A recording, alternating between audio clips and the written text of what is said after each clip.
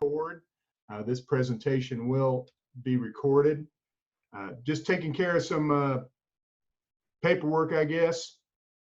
If you need pesticide recertification points or CCAs, there's two ways you can request those. Probably the easiest is to email Miss LaDon Kelso, and the screen or the email is provided there on the screen.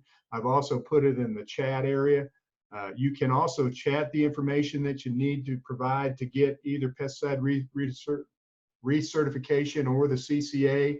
You see what that information is on the sheet. For pesticide recertification, you need to provide your name, home address, county, certification ID, or the last 4 digits of your social security number, a phone number, and an email address. And again, you can either chat that to Miss LaDon privately, she's on the Zoom, or you can email it to her. For CCA, need your name and your CCA number. Now, technically, you're supposed to sign in and sign out, but again, we can only do what we do, so you just follow the same procedures there. Now, if you're watching this and it's a recorded presentation, you're not going to be able to get points. You need to be here live. I can't handle it that way. You know, I couldn't help but put the phrase uncertain, unprecedented, and challenging times. But again, you can only do these trainings the way you can do them. This obviously is not the best format, but we're going to make do with it and try to do the best we can. I do think it's important, and I want to spend a few minutes visiting some of our online resources, because much of the information that you'll get in this Scout School is available on those online resources. And we really have 3 websites that are kind of key to this training. One is just our base home website, which we call utcrops.com. Any of these websites are interconnected, so you can get from one to the other very easily. This is a site for general information about really all the crops in Tennessee. And you can peruse that at your leisure. You can also probably would or could and should sign up for our news blog site. The address is that news.utcrops.com, but you can find it very easily by Googling. This is kind of a weekly newsletter, real-time information about what's going on. If you're on your computer or on your phone, you can sign up yourself. Down here on the left menu, it may show up on the bottom on your phone. But again, that's kind of a real-time update about what's happening in terms of current events. Really relevant to this presentation here, the Scout School is this website right here, and it's called guide.utcrops.com, which has a lot of our relevant insect and disease management information. For example, you can go to cotton and go to the Cotton Insect Control Guide. And you can link on any of these pages. There's general information at the bottom. I'll just, for an example, I'll pull up plant bugs. And on each one of those pages, there's going to be some general information. There's going to be information about sampling. There's going to be information about treatment thresholds and insecticide recommendations. And I think really useful to new scouts is there's going to be pictures of the insects themselves that we're talking about. And if you click on these things, they expand, of course. And so that's going to be really useful if you're a new scout. So keep those resources in mind as we go through and throughout the summer. All right, with that, I'm going to stop sharing my screen and I'm going to turn it over to Dr. Raper.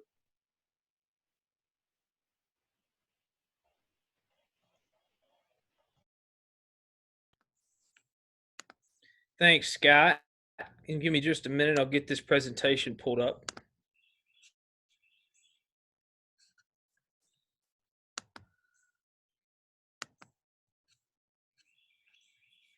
Okay, is everybody with me? Can everybody see the screen?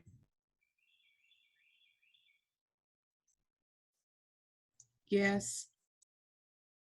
Thank you. Okay, so I'm going to be talking first today about cotton growth and development. And depending on the time, I'm going to cover a few measurements that we typically collect in field, and then close with some comments on nutrient deficiencies. Some of the things you will likely see in the cotton field, and it'll be important to understand exactly what's causing the symptoms that are occurring.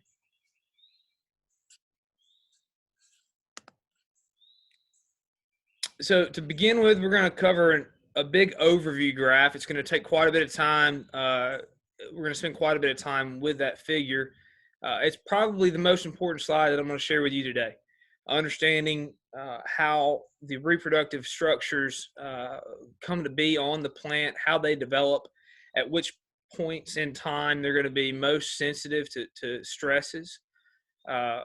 It's a big figure. We'll spend quite a bit of time on that figure, and we'll talk a little bit about progression and how we refer a lot to days, but a lot of times heat units or DD60s are the more appropriate measurement. Then we're going to talk a little bit about early season growth. We'll dive into the details of that figure, talk about seed and seedling morphology. We'll look at how the plant emerges. We're going to cover root growth, and that's really important when we start getting into the nutrient deficiency conversation. A lot of our deficiencies occur at a period in time in which root growth is beginning to tail off, so we need to keep that in mind. We'll talk about branching and leaves, different types of branches, different types of leaves, how long a leaf typically stays on the plant, and what it'll contribute during that lifespan. We'll talk about reproductive body morphology and development, and then again touch on key growth and development measurements. Those are very important when we look at plant growth regulator decisions and defoliation timing. But it can also give us an indication of how well the fruit load that we have on the plant and how well we've done managing the crop. At any point during this presentation, feel free, unmute, interrupt me. I will attempt to watch the chat box, but if someone does have a question on chat and I fail to get to it, please, someone else, if you see it, interrupt me and we'll get those questions answered as we move through here. All right, so this would be the figure that I was referring to earlier. This is going to be an extremely important figure when we start to consider the cotton plant growth cycle. On the y-axis here, we have numbers per hectare, and then on the x-axis, we have days after planting. Now, I'll talk about heat units, but we use days after planting quite frequently. The first part of the season, we're going to see seedling and root establishment. We'll see that the emergence of the cotyledons somewhere between 10 to 20 days after planting. We'll begin to see true leaves develop. Hopefully by June 1st, we have 4 true leaves, probably not going to occur this year. In the first 40 days, we're going to see a tremendous amount of leaf area expansion, and we typically won't find canopy closure until a little bit after first flower, which would occur about 65 days after planting. You can see here that our square number steadily increases and then peaks around 80 to 85 days after planting. Our boll number steadily increases and remains fairly constant. The reason our square number is much larger than our boll number is because we typically see a tremendous amount of square shed. We hardly ever carry a tremendous number in excess of 90% fruit retention throughout the entire season. Some square shed is absolutely going to happen, and that's what we're actually seeing here with this crash and a steady increase and kind of constant trend with boll number. Late in the season, we shift away from that flowering and we move strictly into boll development. And as that boll development progresses, we see fiber maturation. And I'll cover just a couple of bits of information on fiber quality as well. Approximately 95 to 100 days after planting, you will see the first open boll develop. And we want to make sure that when we reach that 60% open bowl, we applied a defoliant so we can harvest in a timely manner. So this is a snapshot of basically everything that we're going to cover today from a growth and development standpoint. And we'll probably refer back to this several times through the presentation. Talked a lot about days after planting in the previous graph, but this is a great year to show that days after planting is not always the best measure of growth and development. Cotton is environmentally sensitive, and growth and development is driven by heat. And this measurement, this DD60 measurement, captures the heat that's accrued through the growing season. The way that we're going to calculate a base 60 or accumulated heat units, we'll take a max temperature for the day, we'll add the minimum temperature, and we'll divide by 2. And after we do that, we'll subtract 60, and that'll give us our DD60 accumulated for that day. The reason we use base 60, if we fall below that temperature, we really don't see cotton growth and development progress. So this has been a fairly cool May, and emergence has been very, very slow. The reason for that would be we've not accrued a tremendous amount of heat units. Soil temperatures have been very, very low. A parameter like a measurement like DD60 would do a much better job measuring growth and development than days after planting in a year like this. And just an example, if we were to look at a maximum daily temperature of 80, minimum temperature of 60, you add those two together, divide by 2, subtract 60, and that'll give us a total of 10 heat units accumulated for that day.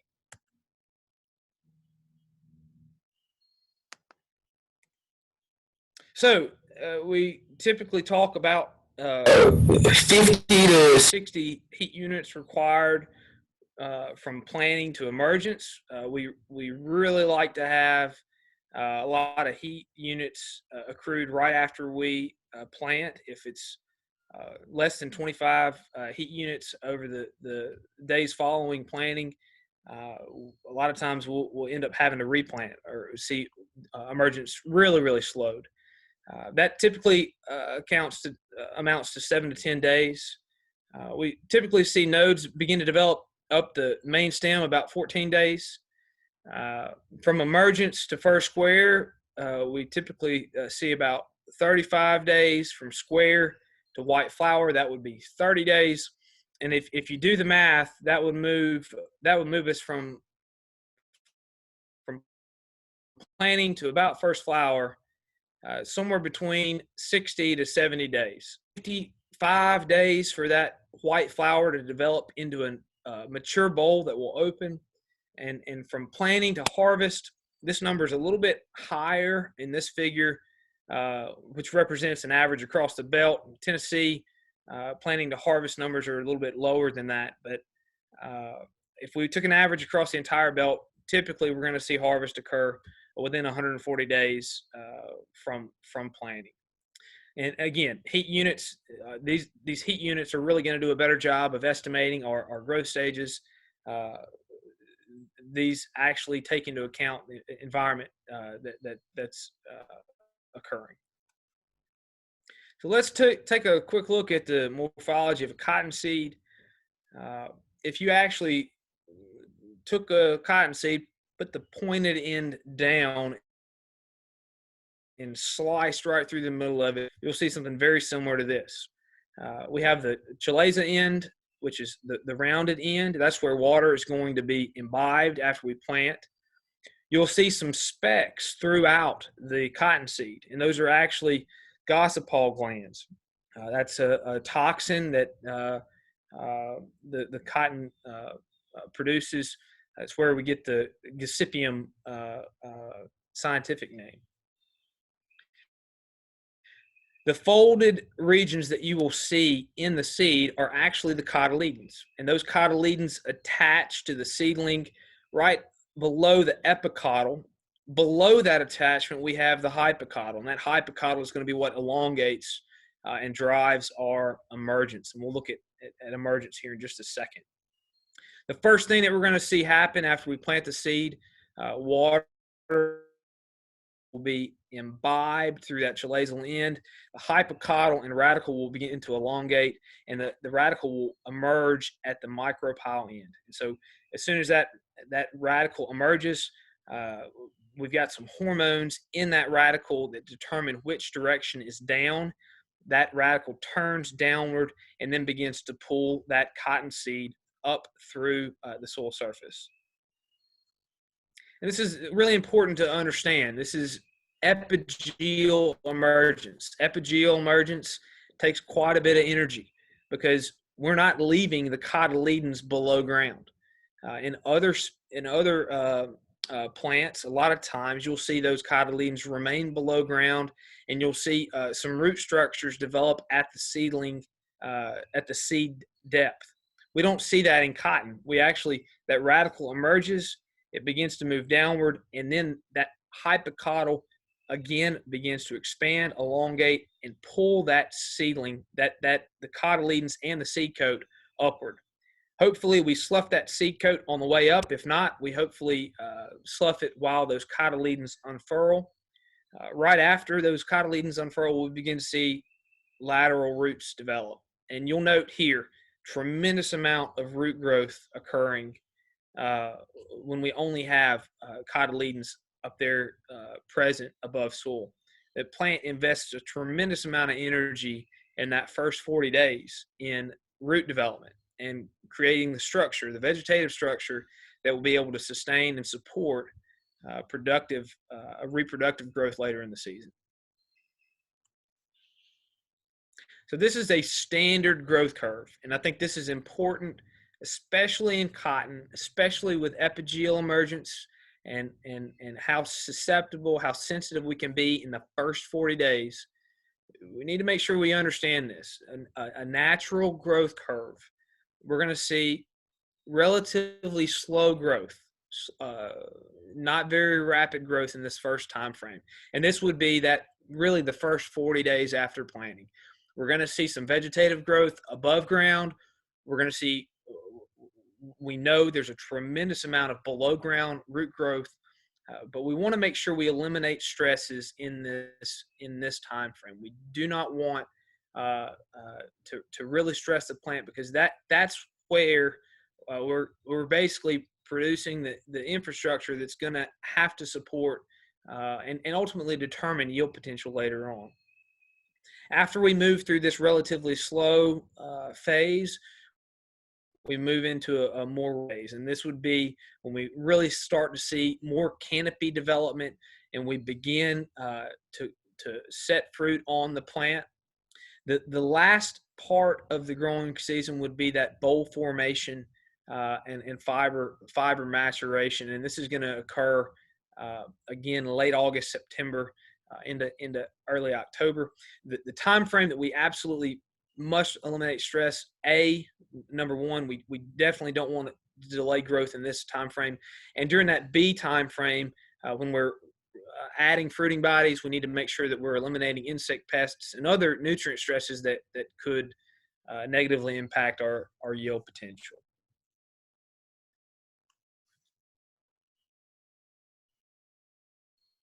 I've talked a lot about the first 40 days ground. You'll note here we have roughly 14 inches of above ground growth. We have about 36 inches of below ground growth. I wish we would always see that 36 inches of effective rooting zone. In Tennessee, we're probably limited to somewhere between 12 to 24 on most acres. But this does show in that first 40, in that first 50 days after planting, the plant cares a great deal about below ground infrastructure. We're trying to establish a root system that'll be able to extract nutrients and water and support not only the vegetative structures, but ultimately the reproductive structures that are going to develop later on in the season. We've got to make sure that we don't allow stress to come in and impact the plant during this time frame. If so, we will see a reduced root growth, which will absolutely complicate fruit set and fruit development later in the year.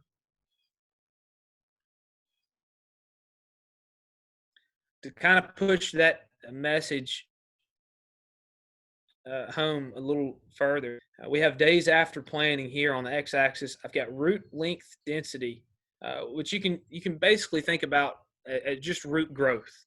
On the left side, y-axis, and on the right side we have total boll dry weight. Now, this is an important figure when we begin to think about nutrient uptake and even water uptake mid-season and late season as we begin to mature bolls.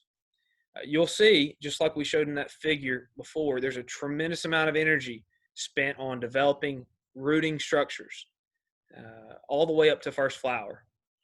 But the interesting thing to think about here, after the plant invests all that energy in the root infrastructure, it begins to focus more on reproductive growth and less on vegetative growth and the root structures themselves. After first flower, we see root growth decline drastically. This directly coincides with a tremendous exponential increase in total boll dry weight.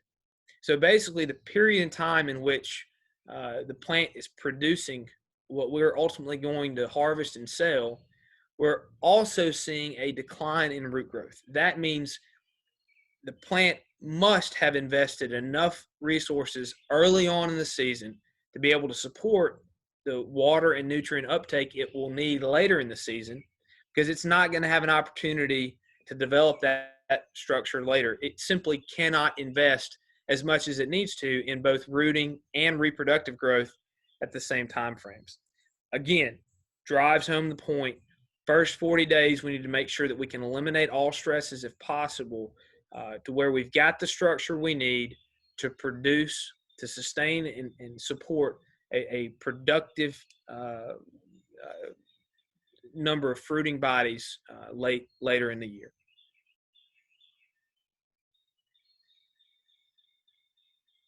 Now, if we look at root density by depth, so we've got quantity of roots here on the Y, we've got depth on the X.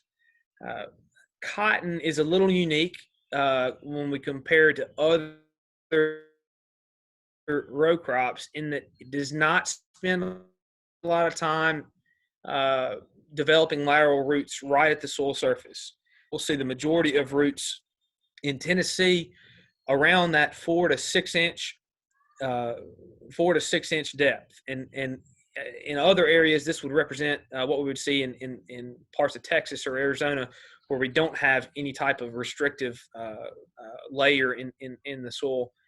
We'll see that those rooting structures move even further down into the profile. Other row crops typically invest a little more in that upper soil horizon. So we've got to make sure we've properly made them early in the year to where they will be available in that effective rooting zone. All right, so we're going to break things up a little bit. I want to give you just a second to kind of process the content that we've covered. I've got several questions embedded in this presentation. The first one, what is the name of the pointed end of the seed? Anybody want to take a stab at this? Is that the micropyle B? That is correct.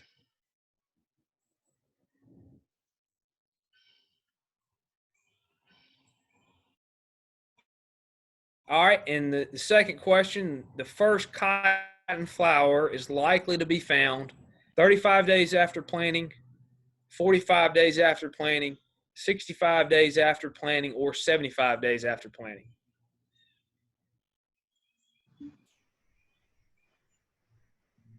65 days. Correct answer there would be 65 days after planting. Good job.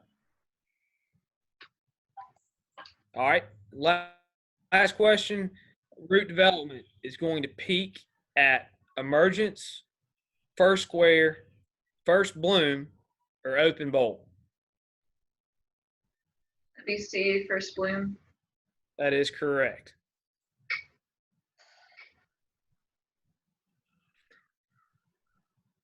Well, I want to shift gears a little bit and talk about cotton as an indeterminate plant. We've talked a little bit about vegetative growth and reproductive growth. One of the unique things about cotton, in comparison to several other row crops that we grow that are true determinate, is that cotton does support vegetative and reproductive growth at the same time. Early on in the season, it is strictly vegetative. So we see water and nutrients move from the roots up the xylem to the leaves. So they're just seeing those roots support the leaf structures. And then those leaves in turn would move through the phloem carbohydrate growth. As we move later in the year into the reproductive, the boll development phases, we see water and nutrients not only support leaf structures, but also support boll structures. And even more importantly, we see those leaf structures support not only bolls, but roots also. And this balance is very important. We need to properly manage. If we mismanage, if we don't protect those fruiting bodies and those bolls aren't absorbing some of that carbohydrate, we can see extremely excessive vegetative growth. And that's going to complicate management on many fronts, from a fungicide efficacy, from an insecticide efficacy, from a harvest efficiency standpoint. We really have got to protect those. And from an earliness standpoint, we've got to protect those fruiting bodies. We need to make sure we're setting those positions on the plant to where the plant begins to naturally regulate and balance between vegetative and reproductive growth. Now, I want to talk a little bit about the morphology and the leaf structures that we'll see on a cotton plant. The large leaves that you will see develop in that first 40 days are going to be main stem leaves. Main stem leaves generally support vegetative growth, and only when we get later in the year do we see those main stem leaves kind of shift and support more of the reproductive growth. A main stem leaf is going to be connected to the main stem. That's why we call it a main stem leaf. It's connected by a petiole, and it connects at a node. If you're making a node measurement, a node count on the plant, you can run your hand up the plant and you'll feel these nodes. They're small bumps that would represent where those leaves and in most situations branches would attach. Sometimes these nodes are almost smooth on the plant. If they've been aborted, they can be a little bit of a challenge to find. But generally, you can see the scars if you take a close look. At the corner of each petiole and node, you will find an axil and an axillary bud. And if conditions are right, you'll see either a monopodial or sympodial branch develop from that axillary bud. If we see a fruiting branch or a sympodial branch, those sympodial branches will terminate with a square and a subtending leaf. These subtending leaves are different than main stem leaves in that they are attached directly to a sympodial branch immediately below a fruiting body. When we get to harvest at the end of the year, if we were to harvest this square, somewhere between 60 to 75% of the photosynthate we would find in this fruiting body would have originated from this subtending leaf. When we talk about disease management, we really need to make sure these subtending leaves are healthy and protected. If we start to see disease on these subtending leaves, I'm concerned because that's where a lot of our yield is going to come from. Now, the distance in between this node and the above node would be called an internode, and we measure growth rate by taking a look at these internodes. And I'll talk a little bit about plant growth regulator management and plant growth management and plant growth regulators in a couple slides later. So this is actually a genetic mutation where we have no chlorophyll in the leaf at all. And the very interesting part about this, we typically do not see fruiting structures that are attached to leaves without chlorophyll remain on the plant for very long. And I'll talk about fruit shed here in a minute. But again, this is a subtending leaf for this fruiting position. This is another subtending leaf for another fruiting position on that sympodial branch. The photosynthate that this leaf produces, approximately 75% of it is going to go straight into that fruiting body, and the same for this subtending leaf and this fruiting body. So very important that we protect these subtending leaves, because that's where the majority of the carbohydrates found in these fruiting bodies is going to originate. Now, if we look at how this leaf, how the leaf structures develop over time, typically main stem leaves are going to develop very early in the season, and just about, I'd say 45 to 50 days after planting, we're going to start to see those sympodial leaves develop. By harvest, approximately 40% of the leaves that are going to be on the plant are going to be main stem leaves, and about 60% are going to be sympodial. So again, early in the season, heavy emphasis on vegetative growth. That's where we see main stem leaves dominate. Late in the season, plant, hopefully, if we managed it correctly, has shifted gears and is mainly sympodial, mainly focused on reproductive growth. And that leaf growth really plateaus about 100 to 120 days after planting. And when you start to consider leaf age and leaf utility, it's important to recognize that a leaf may not contribute much after it's about 30 days old.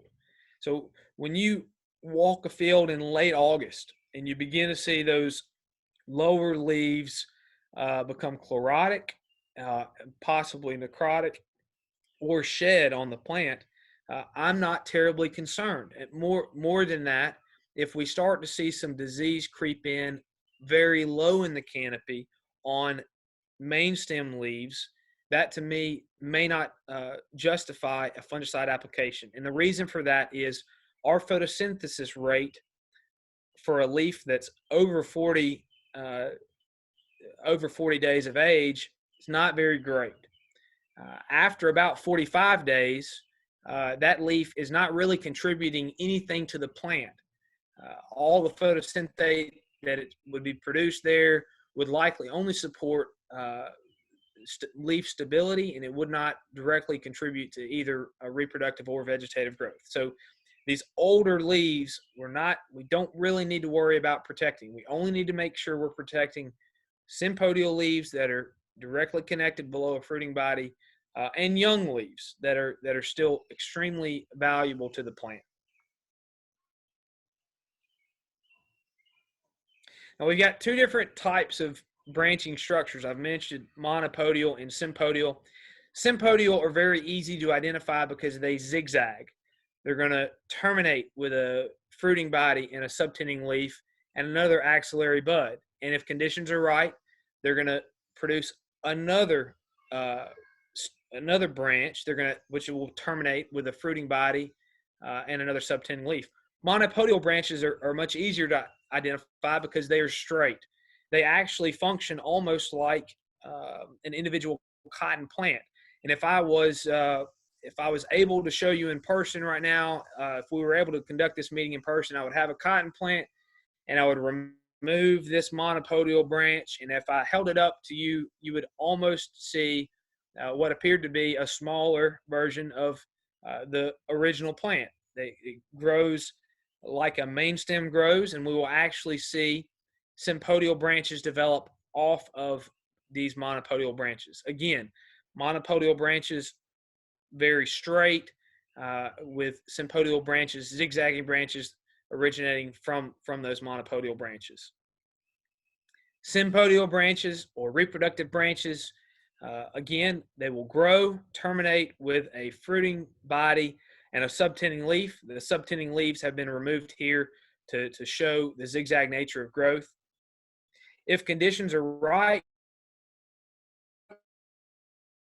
the axillary bud located below that reproductive body terminate with a fruiting body and a subtending leaf, so on and so forth. And we can see in excess of 7 to 9 fruiting zigzags on sympodial branches on really large plants that may end up on the end of the field. We typically would see somewhere between 3 to 4 fruiting bodies on these zigzagging, subtending branches in the middle of the field. Now, cotton has a 3/8 phyllotaxy alternate branching pattern, and that branching pattern moves up and around the cotton plant. The really nice thing about a cotton plant is it's a great communicator. And if we consider that these fruiting bodies low on the plant are always going to be older, as we move up the plant, those fruiting bodies are going to become younger. We have a consistent 3-day interval as we move from first position fruiting body up to the next first position fruiting body. So you can see here 60 plus 3, 63, plus 3, 66, plus 3, 69, and that progression continues up the plant.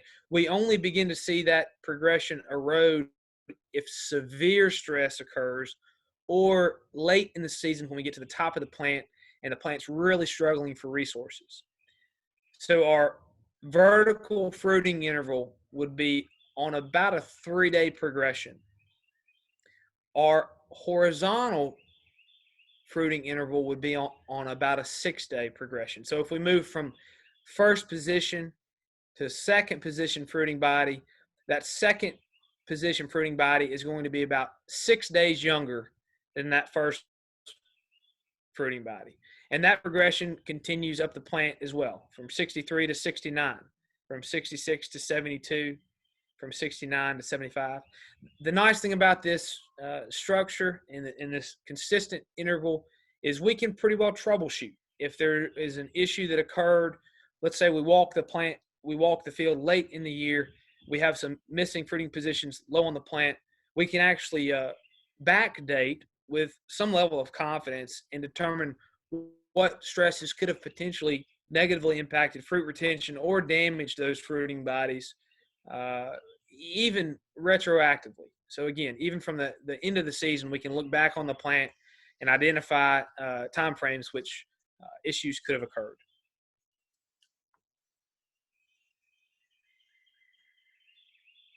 All right.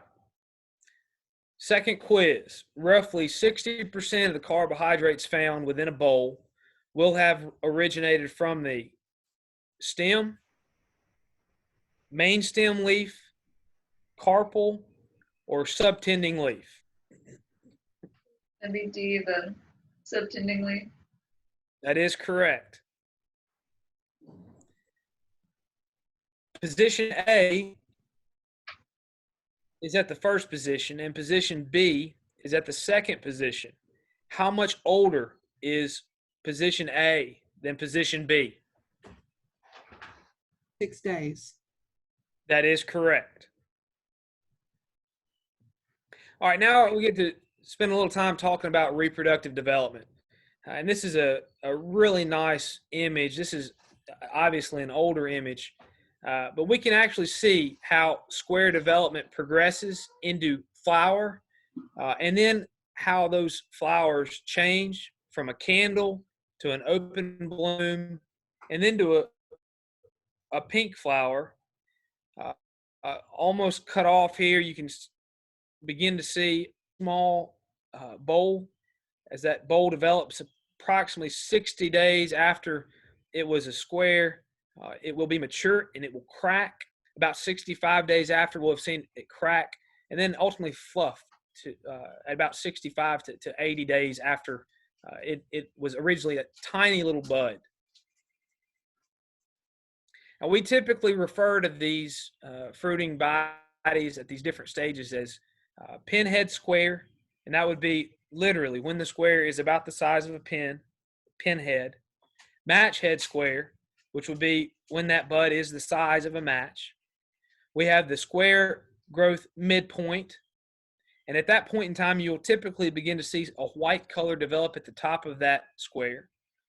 We have a candle, which would represent the fruiting structure right before it begins to open up. We have a white bloom, and then that white bloom will stay white for a day, begin to get a pink color on the second day, and by the third day, be pink. If we look at square morphology, bracts are going to protect those squares from insect. Mention those subtending leaves. They're usually very, very small. They will be connected right below these fruiting bodies, and in between these two, you'll have an axillary bud.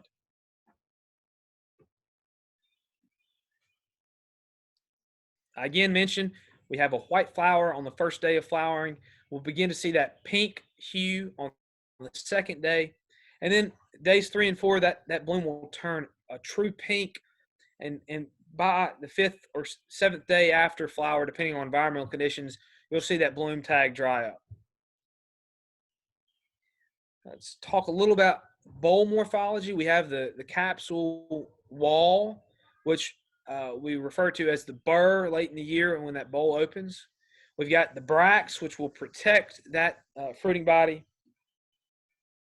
And we have the peduncle, which is the structure that connects the bowl to that end of the sympodial branch, and will connect right there at the base with the subtending leaf with the axillary bud falling in between the two. So talk a lot about protecting first position fruit, and we're gonna talk about measurements that we'll need to conduct to communicate to our growers how well we're doing on protecting those first position fruit.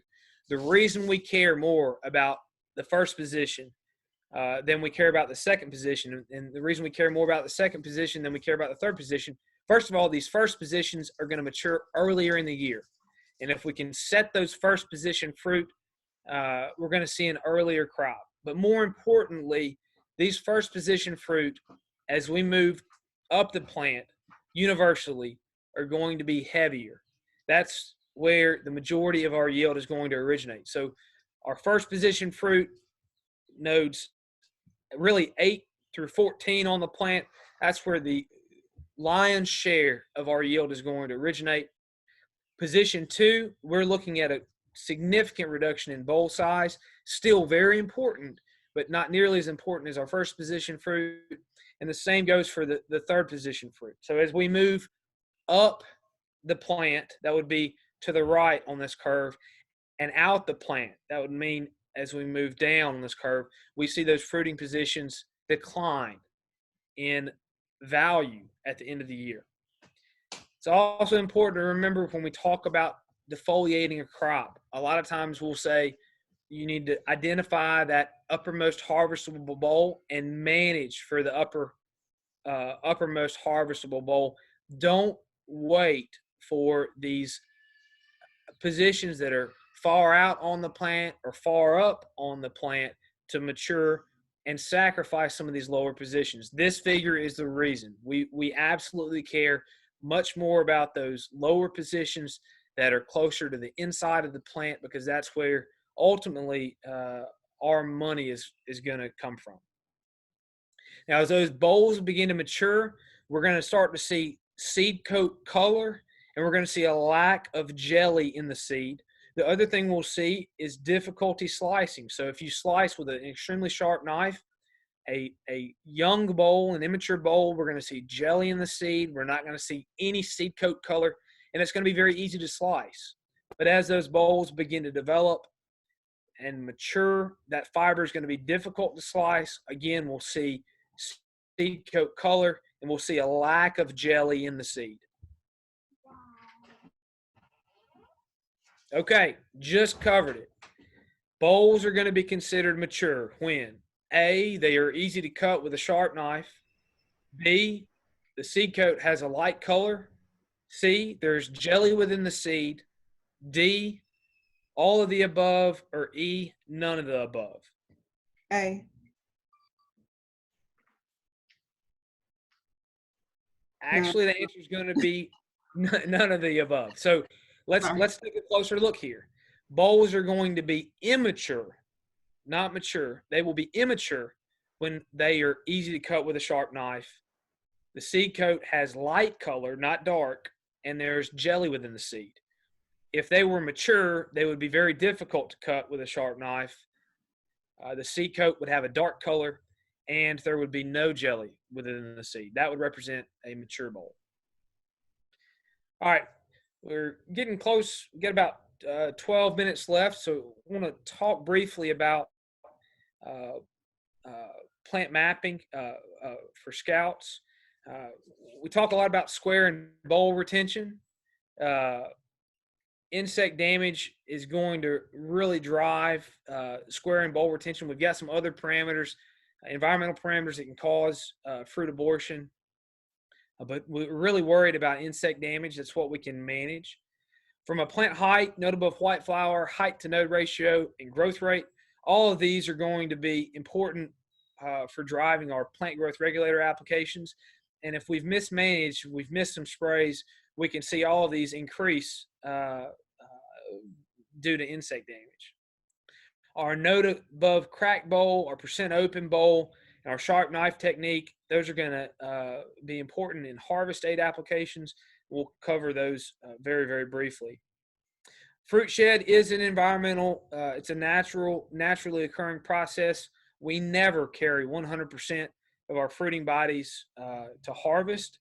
Some estimates of yield potential at 100% fruit retention have yield potential somewhere around 6 to 8 bales per acre. We never reach those numbers in Tennessee with the number of fruiting positions that we have. A lot of that's because we see naturally, we see fruit shed. The plant generates more fruiting bodies than it can carry, and so it does shed a large portion of those. We hope that it's going to shed the upper and outermost positions. We want to again protect those first and second position fruit low and central to the main stem.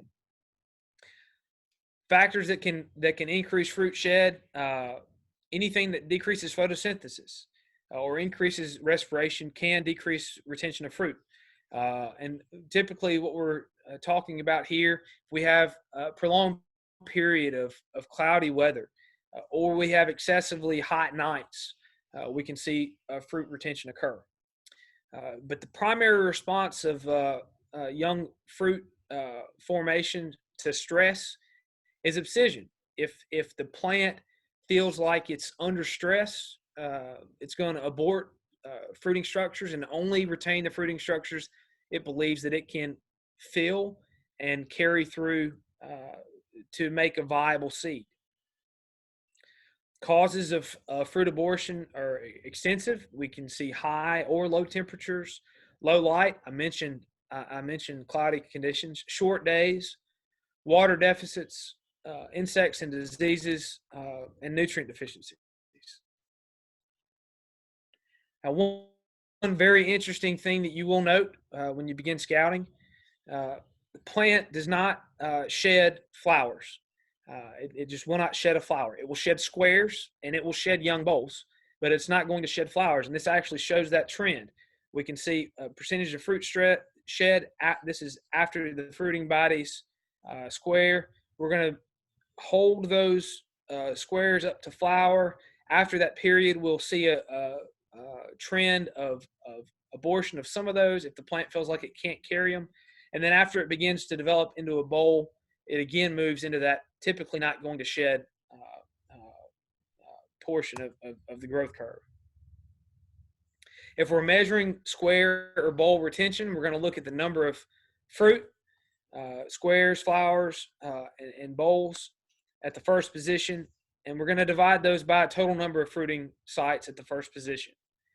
We always count the damaged fruit as missing, and this is going to be an extremely important indicator of insect damage. Our target at early bloom is 80 to 85% retention of those first position fruit, 50 to 75% at mid bloom, and by cutout, again, we're going to see a significant number of fruit aborted, somewhere around 50% by cutout.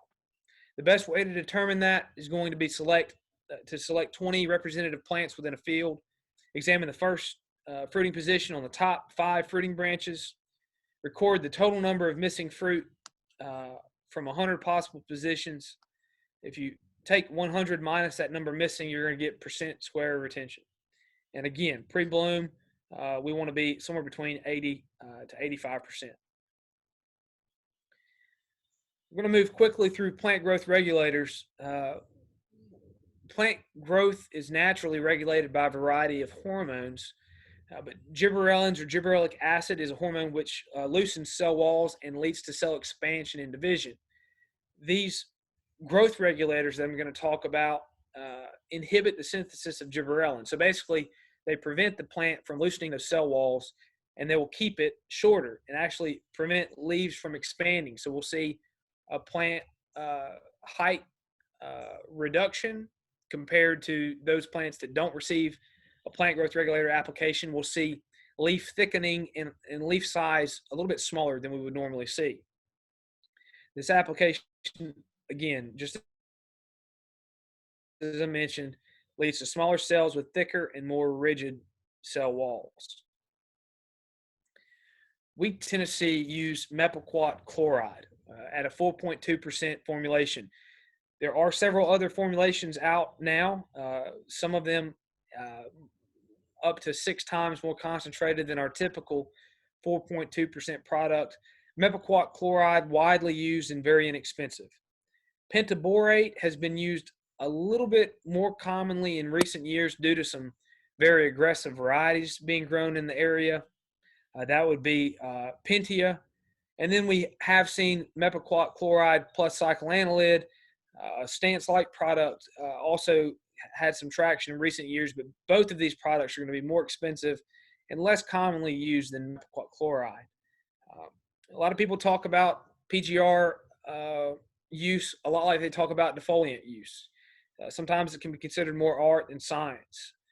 Rate is going to be based on, or the rate of product used is going to be based on growth rate, size of the plant, the variety, and the maturity.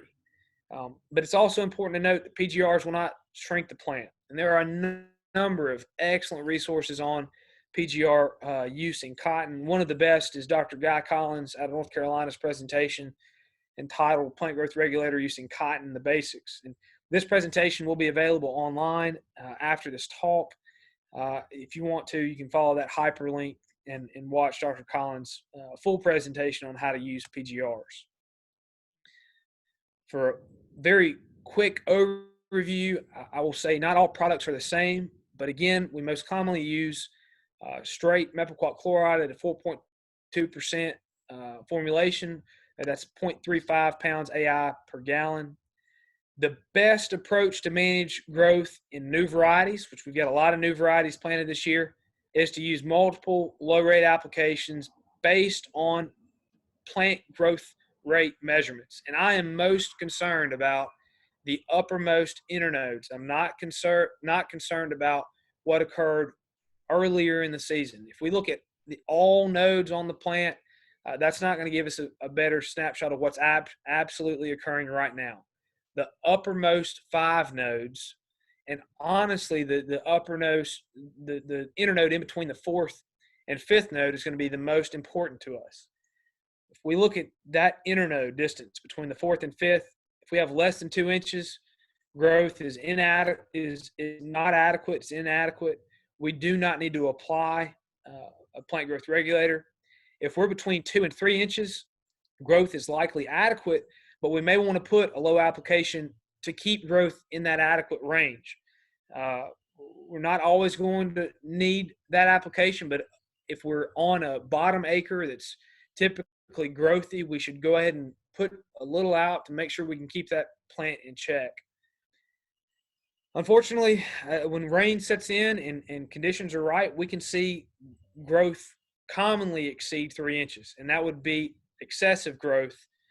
The potential for rank growth in that scenario is high, and a strong application should be considered, particularly on strong cultivars, a variety like Delta Pine 1646 that's known for its growthy habit, growth habit. Should receive a fairly aggressive application if that distance between the fourth and fifth node exceeds 3 inches.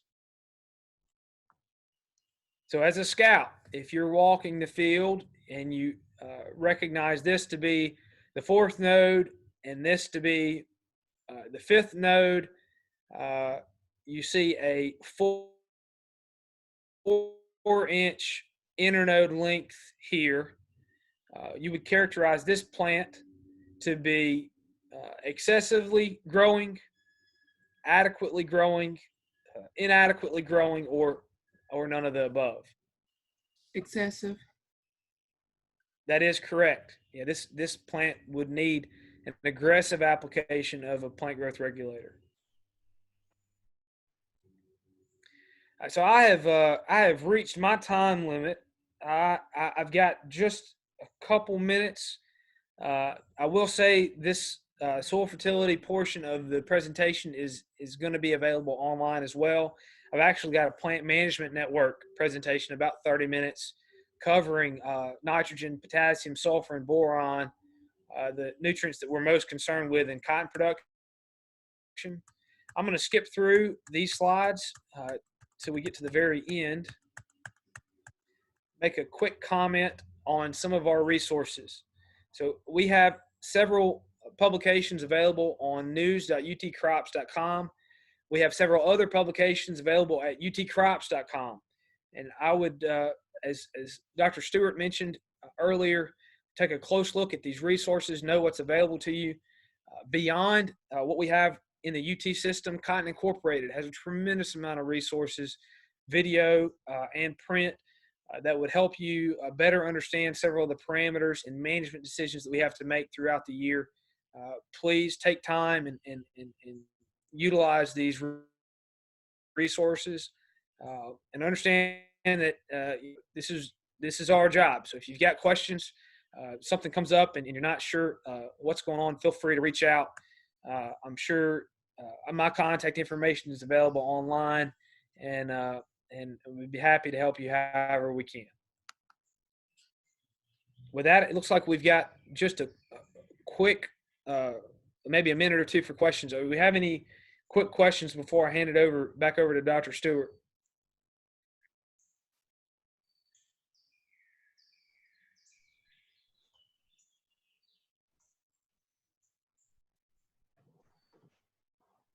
Doesn't look like it, Tyson. Thank you.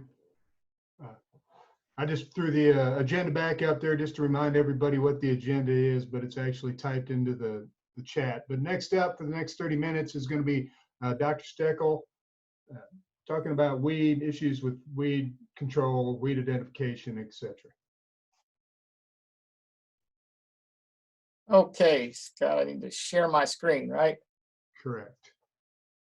I want that one. Yeah. All right. All right, can you all see the weed identification slide? Cannot, Larry. Cannot. At least I'm All right. not. All right.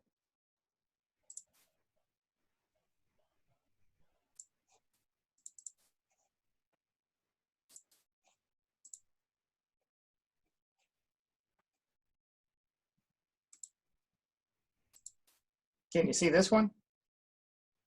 I'm waiting a second, but really I don't see it. No.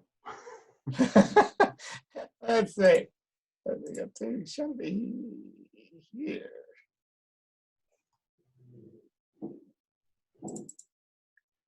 How about now? No, sir. All right.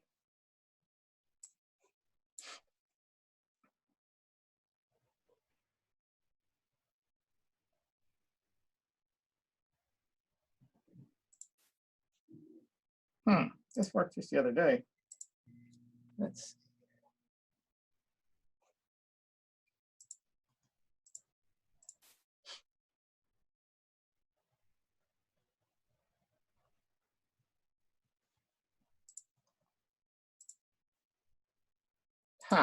Let's see. If you think it's going to be a problem that takes more than a couple of minutes, I can just go ahead and do my component. Yeah, go ahead, Scott. I'll do it.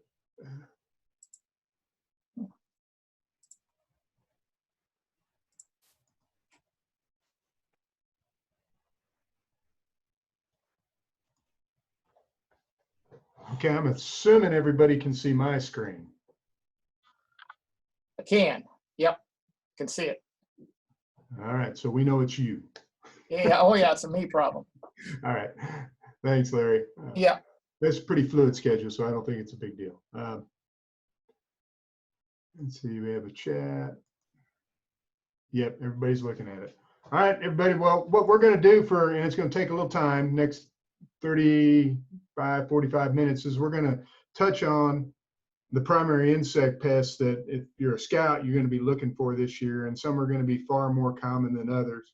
Later in the day, I'm going to touch on some more unusual things, some of the beneficials and other, I don't want to call them inconsequential, but non-pest insects or rare pests that you might see in the field.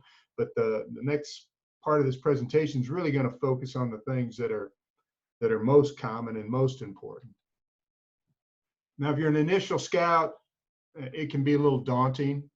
And really the best we can do in this presentation is to kind of give you some familiarity. So you've seen something before, you have a resource to go back to. And again, remember that pest guides, that online resource we have that will really provide a lot of this same information and some different pictures up there. But one of the good things is you're going to hear about a lot of different insects, but when you're scouting, there's really very critical windows where you're looking for very specific insects. So what you need to remember is you're not looking for every insect or doing everything all the time. Some things are, honestly, you can just scout by walking through the field and being observant. Other things you have to have very specific scouting protocols. So this is kind of just a diagrammatic of when our common insects pests normally occur during the season. And I'll just use thrips as an example because that's going to be the first one we talk about. Thrips is essentially exclusively a seedling pest. It's going to occur, within the first 25 to 35 days after planting, after which it very seldom causes any economic loss. We have other things like stink bugs, which are primarily seed feeders, so they're only going to show up once we start seeing bolls on the plant. And so there's these windows, and without a doubt, there's windows where some of these pests co-occur. But don't be too overwhelmed because you're not, again, looking for everything at all times. So I want to mention a couple things. One is cutworm. That's one that this time of year, you will frequently see at least some plants that are being cut in the field. Most often that's going to be related to a cutworm infestation. Later on, you might hear about some other pests that will also cause similar symptomology, but these are a caterpillar of a lepidopteran. The most common species is the black cutworm, but we do see other cutworms. And what's characteristic about them is they cut the plant and the top is typically still laying there or maybe partially pulled under the soil where they're going to feed on it there. Now, if it's a deer going by and clipping off a deer top, he's going to eat the top typically, so there won't be a top there. So that's pretty diagnostic. The cutworms are active. They're really night active. So you don't see the larvae on the plants during the day. So you'll just see these cut plants and no larvae. And really to find the larvae, you have to dig around with a trowel or a pocket knife around the base of the plant or some nearby plants to find those larvae and confirm what's going on. So you're seeing some description here showing that the cutting of the stems of the seedling cotton is the most diagnostic thing. Small larvae will do some leaf feeding, but the larger larvae do a lot of cutting. And this it's a fairly, I'd say, uncommon economic problem, but when it does occur, it can do a lot of damage in a hurry. And it's one of these pests you need to be pretty thorough when you're walking a field, because they can be pretty spotty. And again, I mentioned that damage can be confused with some other injury. Slugs sometimes can cut plants, vegetable weevils, deer, and things like that. And that'll come up later. Again, they're hidden during the day. We do have an economic treatment threshold that is based on the number of cut plants. 3 to 5% cut plants, throughout a field would be enough to potentially generate an insecticide seed treatment. The BT technologies, the BT cotton technologies that I'll talk about later, actually do pretty well at controlling cutworms, some better than others, particularly if they're small cutworms. But often when you plant that cotton field, you might actually be planting into a field that has a fair number of large cutworms that were feeding on the vegetation in that field, the weedy vegetation. In that case, the BT technologies don't work nearly as well, because that larvae is much less susceptible when it's larger. Just to show you a few more pictures, I will. Some symptomology. This is picture in the upper right is actually where a cutworm's pulled that plant, essentially partially underground, to do some feeding. One thing that's also characteristic of cutworms is, again, you'll see the center of that picture, there's several tops missing in the row, and that is literally that insect going down the row, probably the previous night, and cutting those plants. So you find a caterpillar underground during the day and you see cut plants, it's actually pretty easy diagnosis to figure out whether you have cutworms. They feed on multiple crops. This is a black cutworm that's cut through a pretty good sized corn plant, and it's almost a clean cut. It'll look almost like somebody took a pair of scissors to it.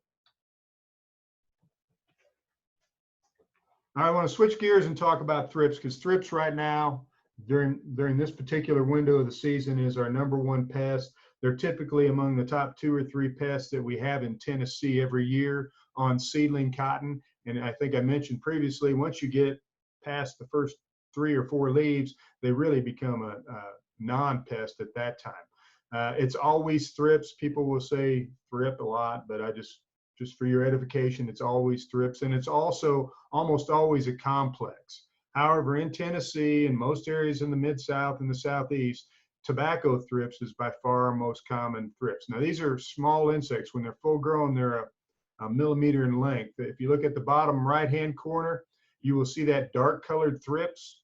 That's actually an adult tobacco thrips.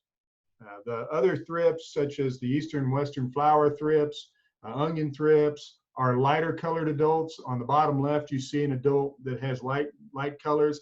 And you can tell that adult in both of those tobacco thrips and that lighter colored one, in that you can see the wings folded across its back. And if you had a microscope or something, you can actually see that those wings are the margin by fine hairs. Now, going back to that bottom right-hand corner, that's an immature thrips, and it's virtually impossible to tell the different immature thrips apart. They all tend to be that light or straw colored, typically going to be smaller than the adults. Both these insects cause damage, and they feed kind of in an interesting way. They essentially have a piercing mouth part, but they punch holes in the leaves, and then they suck out the contents of leaf cells. And what happens is, as that plant grows, you have dead cells now because of thrips feeding. Those leaves grow irregularly. The dead cells don't grow. The live cells around them do grow, and you start seeing just some ugly growth characteristics. And you see that pictured on the graph here, where the leaves are crumpled, very often curled upward. We call that possum ears.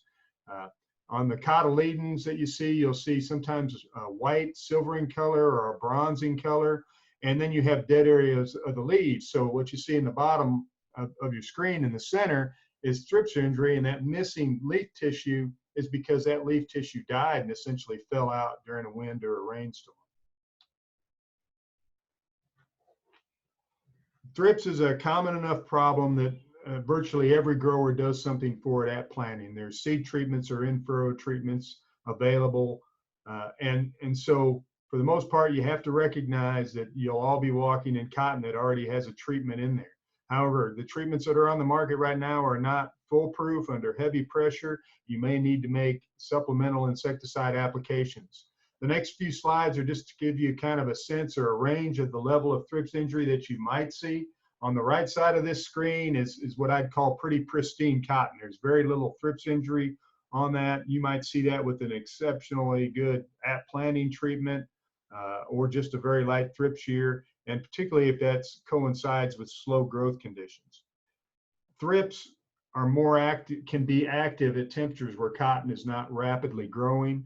So what that means is when you have cool weather, particularly cool, dry weather, you can accumulate thrips injury simply because the cotton's not growing. Now on the left side of the screen, I would say this would be pretty typical of what you might see in cotton where the insecticide seed treatment didn't work very well. You very often won't see it get worse than that, but that's what I'd call moderate, maybe a little bit more than moderate thrips injury. You can see the cotyledons look pretty good. There's a little whitening coloration on them, but those newest emerged leaves at the apical meristem of that plant are really pretty rugged. And what these thrips will do is they'll stunt the plant, they'll reduce the growth of that leaf, but ultimately, if it's bad enough, that injury can cause serious stunting, delay, and even plant death. It is pretty uncommon unless you don't have some kind of at planting treatment to actually see plants die. I see them every year in my test where I have untreated plots, but it does occasionally happen under field conditions. So this is kind of an example of plants that have been killed or at least effectively killed by thrips. You can see they've totally turned bronze in color. And what would surprise you about this is that looks like a cotyledon and one true leaf out, but this is really cotton that has 5 or 6 true leaves on it. It's just that those leaves that have emerged have essentially turned black there and withered and died, and they're all stacked together. So this would be an example of severe thrips injury, which would definitely cause plant death, maturity delay, and substantial yield loss. Just to give you an idea of how impactful this can be, this is a picture that was taken about 200 yards over my shoulder here at the front of the experiment station. And the difference between those bad rows on the left and the good rows on the right is an insecticide seed treatment. So you can see the injury that was caused. We actually took yield from this and had about a 50% yield loss owing to the thrips treatment at the time. I mentioned there's a complex of thrips. These are all pictures of thrips adults. The top one is that tobacco thrips. So a dark brown or black colored thrips, which is our predominant thrips, it's usually the vast majority of our population, is the one we most likely see. There are eastern and western flower thrips, but I don't think it's probably necessary or really possible to distinguish those things or train you how to distinguish those things in the real life. But it is important that you be able to tell the adults from the immatures, because when you start seeing immatures on a cotton plant, then you know you have reproduction occurring on the cotton plant and your at planting treatments are working. So really what I wanted to show with this picture are the wings. You can see the fringed edges. You should be able to see that with a good quality hand lens in the field, and that's something we recommend you carry. So just a little background, these thrips, and it varies of course on the species, but they all have a pretty tremendously wide host range. Again, it's a seedling pest, primarily from emergence up to the 3rd true leaf stage. They can persist longer than that, but most economic injury is going to happen in that first 2 to 3 weeks after emergence. They're most serious during poor growing conditions. Cool and dry is probably the worst because the cotton's not growing. The thrips aren't being washed off by rainfall. The ideal conditions to not have serious problems with thrips is warm and kind of rainy conditions. However, they can even be economic pests under those best of conditions. I mentioned that planting treatments are always recommended. We do have some published thresholds that's based on sampling. One of those thresholds is 1 per plant. Frankly, I don't think it's a particularly great threshold. It's hard to come up with a good threshold for thrips. It really takes some practice. What you really want to do is you want to look at those recently emerged leaves and you want to look at symptomology for thrips injury. You can sample like you're seeing here into a Cool Whip container or a white container. You shake a bouquet of seedling plants and you can actually see the thrips running around in there, and it gives you an idea of your numbers. But I think it takes some judgment about not only having thrips numbers, but also starting to see significant injury on those recently emerged leaves. The bottom right-hand picture here just shows you the difference between untreated cotton and cotton that had an insecticide seed treatment. A lot of lay people would look at that and say that cotton on the left looks green and better, but the reason it looks green and better is because it's significantly delayed in maturity, whereas in the cotton on the right is ready for defoliation. And those harvest delays compound problems. So if you have a delay caused by thrips injury, it extends your period of insect susceptibility later in the season when you're battling other pests. I'm going to talk next about the cotton aphid. This is what I would classify as an occasional pest of cotton in Tennessee. It's not one that we specifically spray a lot for. However, it is an insect that is virtually, well, it's not virtually, it's in every cotton field. I've worked in other areas of the country where cotton thrips are far more problematic. Typically when we see, I say thrips, cotton aphids, when we see cotton aphids in Tennessee, very often it's an induced pest. And what that means is we've created the problem by spraying insecticides and taking out natural enemies. So that's sometimes unavoidable, but it is one reason we don't recommend just spraying willy-nilly, because you can actually create problems. As you can see from these pictures, the cotton aphids are, they're another small insect. They vary in size. Of course, they're small when they're first born, and they get larger when they're adults. But the color also varies from that light green to almost a black in color. If you look at that top left picture, you'll notice that those white things on the bottom. I get questions about that every year. You will see this if you're paying attention in a cotton field every year. That's actually the shed skins of the aphid. When they molt, they leave that skin behind, and that's very indicative of an aphid infestation. You can also see it in some of the other pictures. Most of the aphids you're going to see in the field are not going to be winged, but there are winged adults as well. We call those alates, but most of the adults are not winged. Again, in that top right, you can see some of the white shed skins there, and you can also see the color variation. On the bottom left, you'll see that ant in the middle of the picture. Ants are actually protective of aphids. They feed on the honeydew or the sugar water that the aphid poops out. So very often, if you see ants crawling on a plant, they're actually tending the aphids and taking care of them. And many ant species have very close relationship with aphid species, and they'll move those aphids around to uninfested plants to get infestations going. The other thing you'll see in the center of the screen are what we call mummies, those brown aphids that are very swollen up. Those aphids have actually been parasitized by a tiny wasp.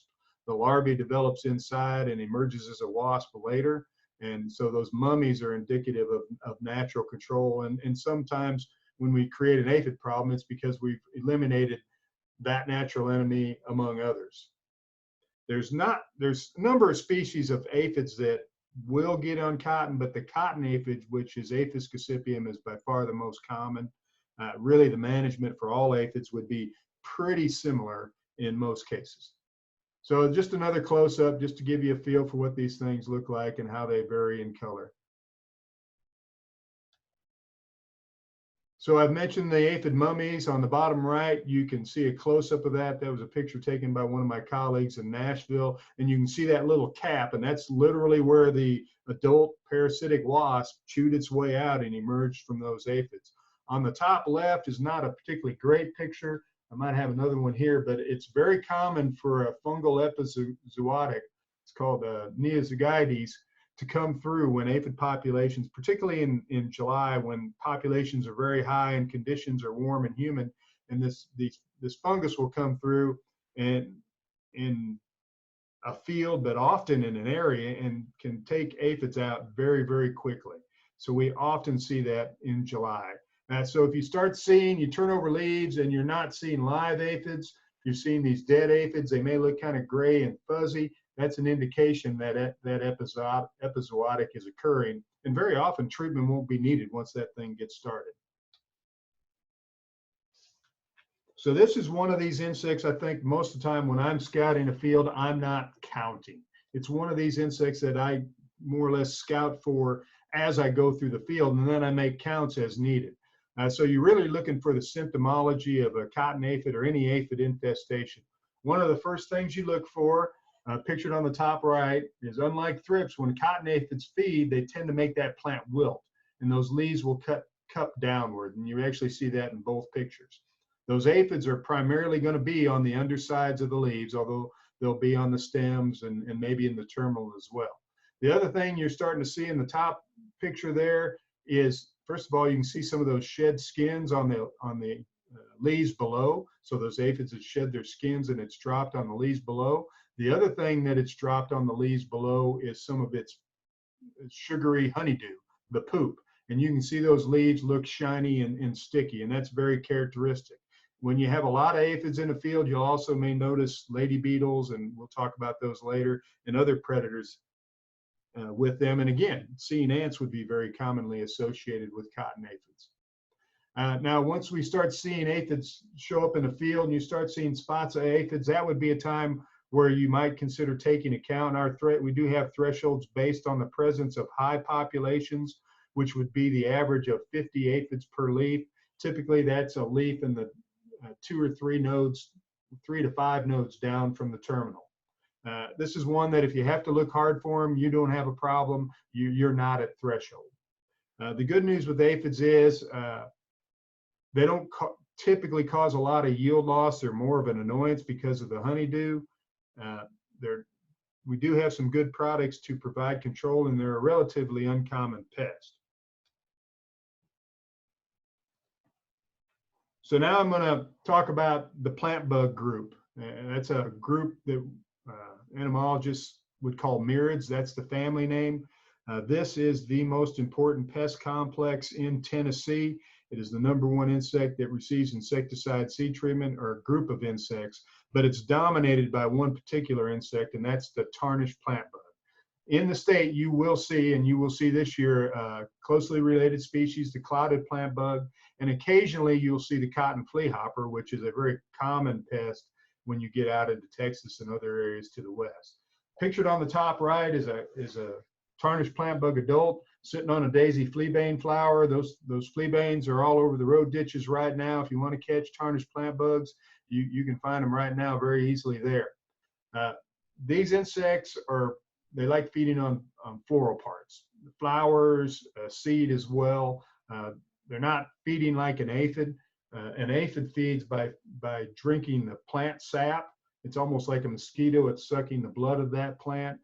A tarnished plant bug feeds differently. It has a beak, and it doesn't chew holes in leaves or anything, but it sticks that beak into a small cotton square, into a flower, into a bowl, injects some salivary enzymes, and which essentially liquefies the plant material. Then it sucks that material up.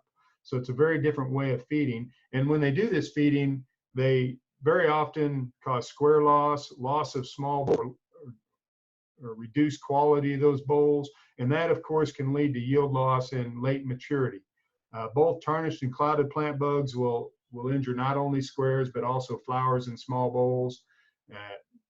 Occasionally, very rarely, tarnished plant bug will cause some injury to pre-squaring cotton by feeding on the terminals of the plants and making those terminals, essentially killing the terminal. And that doesn't always cause yield loss, but it can happen. That can create a condition called crazy cotton. So some of these terms on the bottom of the page, I'm going to explain here in a minute. So this insect's about 1/4 inch long when full grown, and I wish we could do this in person because it's really hard to get a feel for what they look like. I would challenge you, if you're a cotton scout and you don't know tarnished plant bugs, go find you some clover, go find you some daisy fleabane in the road ditch, sweep it up and start to learn to identify the different life stages. These are some of the different life stages of the tarnished plant bug. The first picture on the top left is an egg. You very rarely see those, and that's because they're almost always embedded into plant tissue all the way up to that very top part. You might see that occasionally. Every once in a while, you'll see an egg sticking through a leaf, and what they've done is they've laid an egg in a terminal where the leaves all curled up, and when that leaf unrolls, the egg will be sticking through. On the bottom right, that picture's not showing up very well, but you'll see more. That's an immature stage. On cotton, the immature stages are typically green in color. They do vary somewhat. I do want to point this picture out in the bottom left. There's a couple of key characteristics that I'm going to point to on this slide and the next. One is that kind of white V on the behind its thorax. I think you see it kind of there between the second and third pair of legs in this picture. That's very characteristic of an adult tarnished plant bug. Now, if you look further back on its wings, on the outside margins, you kind of see those light colored spots. That's also characteristic. That center picture is a side shot of a female tarnished plant bug.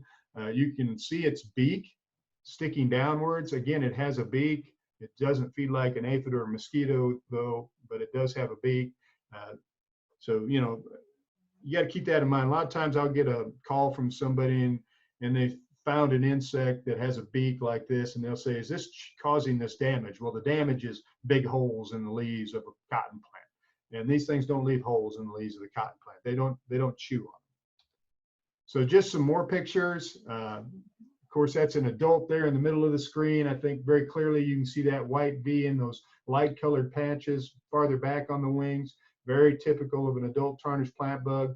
On the larger tarnished plant bug nymphs, another thing that's very typical is you'll see the wing buds are starting to develop, but you'll also see those 5 black spots. There's 4 up there on the thorax, and then there's that single one more in the middle of the abdomen.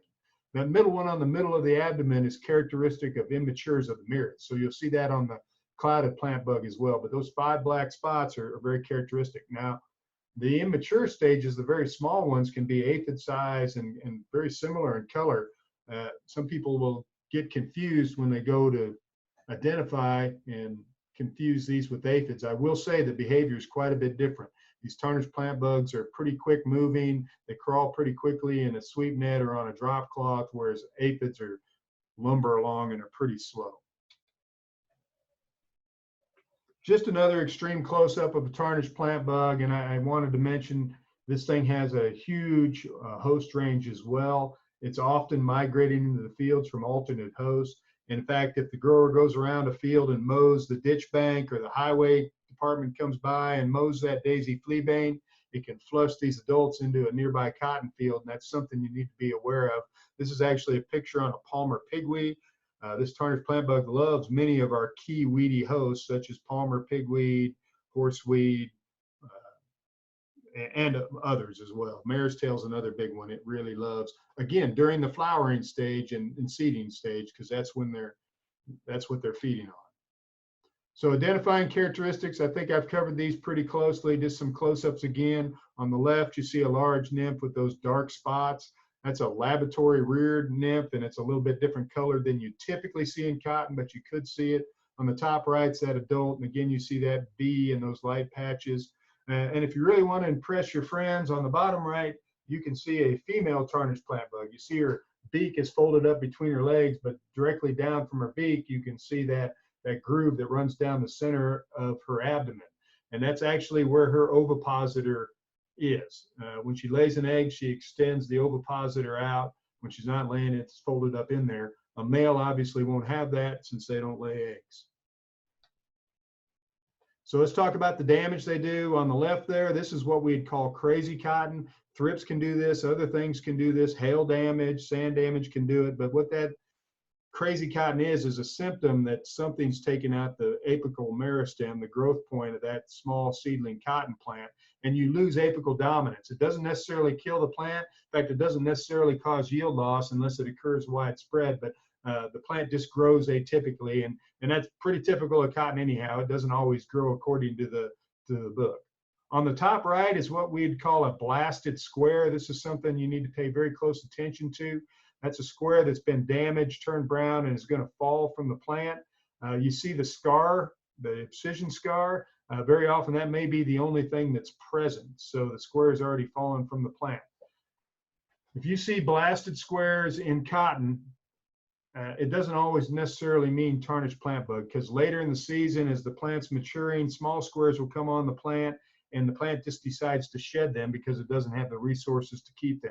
However, 99 times out of the 100, if you're in early bloom and before early bloom, if a square falls from the plant, there's a good chance it's insect injury, and very often tarnished plant bug. Now, when a tarnished plant bug feeds on a larger square, that square does not always upsize depending on the severity of the injury.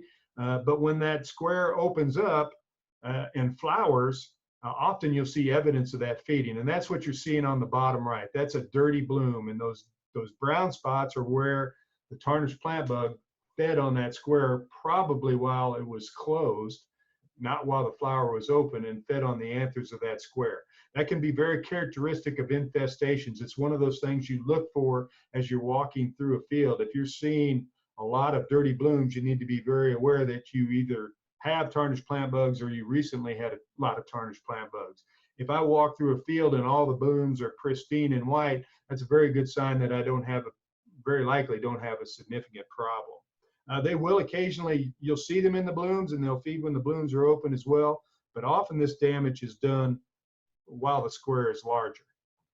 All right, one of the things you're going to be scouting for very closely, depending on what your boss wants you to do, is square retention. And there's a number of different techniques for scouting square retention, but the most fundamental thing is you have to be able to recognize where a square used to be and that square actually fell from the plant.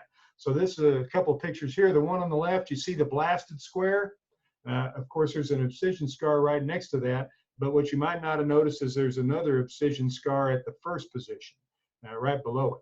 And depending on how your boss wants you to scout square retention, you may only be counting first position square retention, or you may be counting square retention in all the squares on the top part of the plant. You just see more pictures of square loss there on the right. So I think it's one thing people often don't do, and one of the beginner mistakes is when they go to scout square retention, they won't notice that the first position's gone. So in that top right one, you see there's a first position, and it's an inside position, so it's always going to be bigger. If a second position was there and you looked at it, you'd say, oh, there's a square right there. If you don't look closely, you won't realize that the first position might be gone. So again, you really have to look for the scars and understand the growth and development of the cotton plant. It's pretty easy to do once you get an eye for it and you're trained on it, but it's very important. Now, cotton can tolerate some square loss. In fact, we seldom see economic losses unless square loss exceeds, 40, 50% in many years. We have an economic threshold that says, if you hit 80%, you better get more aggressive. But really, our long-term goal is to enter into bloom with 80% square retention, whether that's first position or overall.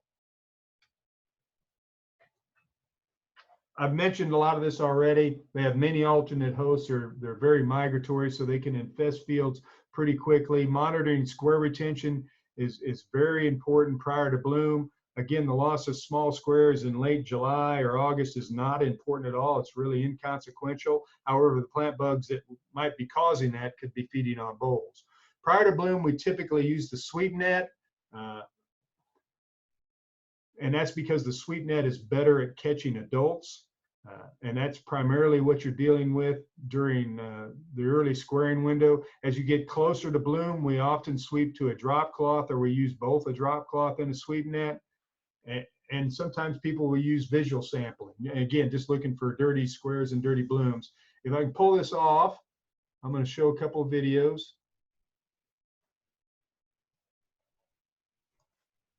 See how well this works.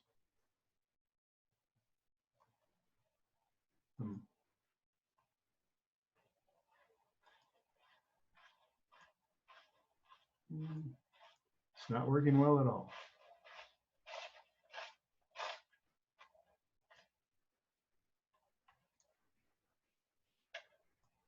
There we go. So this is a previous student at Angus Cat Shot down in Mississippi State, Dr. John Smith, and he's doing a sweep net through some cotton. It looks like it's about to bloom. A little bit harder than I like to sweep right there, but on the other hand, you want to make sure you are typically going to collect some leaf materials. You can see his technique of kind of wrapping that up and twisting it up, and then the key is to go through that net slowly, pick through the vegetation in there, and count the tarnished plant bug adults, and you're looking for nymphs. Now, this video is not super high quality, but there was a lot of nymphs in here. I think you'll see them starting to pop out. as we go along. And that's one right there that's flying off. So you do have to kind of learn to identify these things and also identify other things that are coming out of the net so you know they're not all tarnished plant bugs. But that's essentially the technique. Very often you take a set of 25 sweeps, each sweep being a pass through the canopy, and then you do that in multiple locations in the field.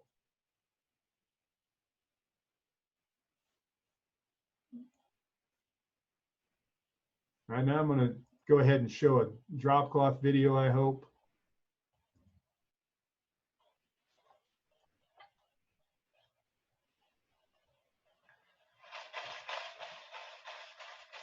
Pretty descriptive. We like using the black colored drop cloths. You can use an arm. You can see there he was actually using something like yardsticks. Shakes vigorously onto that cloth. And this is the preferred technique once you get in the middle part of the season and you're looking for immatures. And the light colored small nymphs show up much better on the, let me see if I can downsize this a little bit. No, not that much. They show up much better on the dark colored drop cloth. Again, you're looking for that movement. And that's probably the best I can do. Normally, if you were at a scout school, we'd actually be demonstrating this firsthand the best we could. Of course, hard to sample immatures in cotton when it's got one node on it, so you can't really do that. All right, so back to the slideshow. A couple things you need to know. Tarnished plant bugs, again, it's one of these you're not scouting all season. It's a bunch of the season, but typically your scouting is going to be from the time squares first appear on that plant up until about node above white flower 5 plus 300 DD60s. Dr. Raper mentioned DD60s, and one of the reasons we keep up with DD60s is to know when we can terminate insecticide applications. So for plant bugs, we typically say once you have 5 or fewer nodes above a first position white flower, once you gain about 300 DD60s after that, pretty much all the fruit you're going to harvest is going to be safe from injury. That 300 DD60s corresponds to 10 to 14 days, very typically. I'm going to show clouded plant bugs next. The clouded plant bug is another plant bug. It's a little bit bigger insect. It's less common, but it's more inclined to do leaf feeding, or excuse me, boll feeding. And because it's bigger, what we do is we tell people to count clouded plant bugs as equivalent to 1.5 tarnished plant bugs when they're making treatment decisions, just to account for the fact that they can cause more damage. So lo and behold, this is the picture of the clouded plant bug, a number of pictures of the clouded plant bug. On the upper left, you see a fairly large immature. Again, it's a myriad, so it has that black dot pretty much right in the center of the abdomen, but it's actually a pretty characteristic insect for a number of reasons. Again, it's a little bit bigger than a tarnished plant bug. You'll notice the back legs almost looks like it's a jumper or something, almost like grasshopper legs. That's a little characteristic.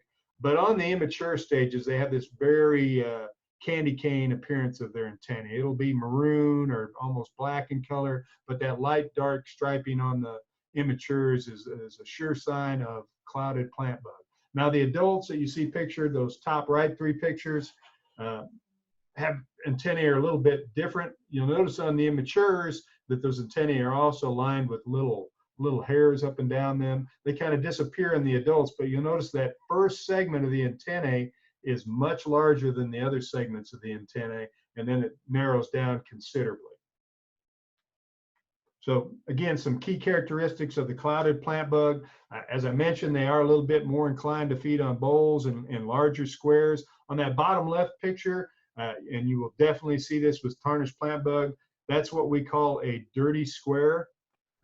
It's had a plant bug of some sort feeding on it, and the reason we call it dirty is that yellow area at the tip is supposed to be really kind of creamy white and clean, and all that yellow is tarnished plant bug poop that's staining the outside of that plant. There's actually treatment thresholds that can be based on the percent of squares in a field that have this staining or dirty squares.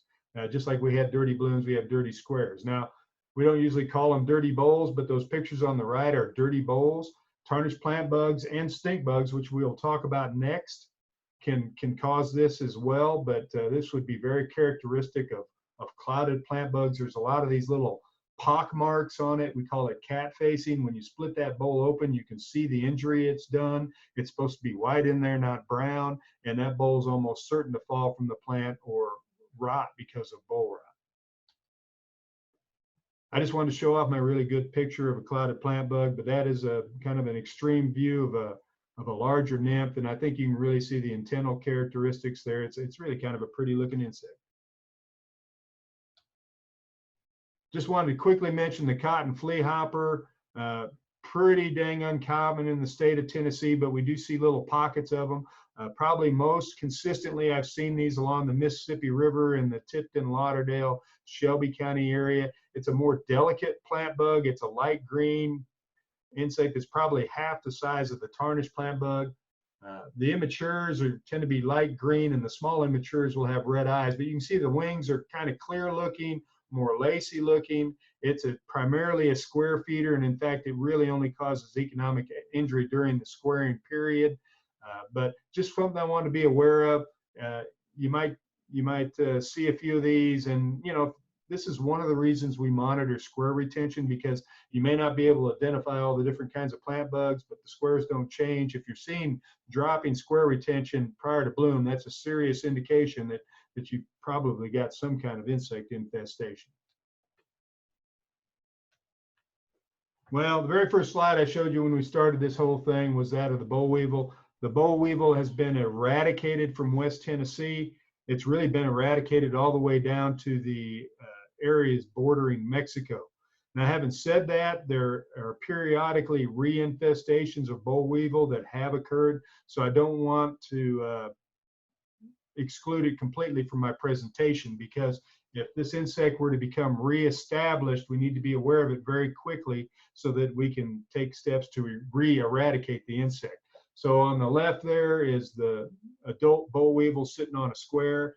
Despite its name, they really do prefer to feed on squares. And just give you a little perspective, guys, this insect was by far the #1 insect prior to its eradication. There were areas of the southeast that would spray 10, 12, 15, 16 times just for this one pest.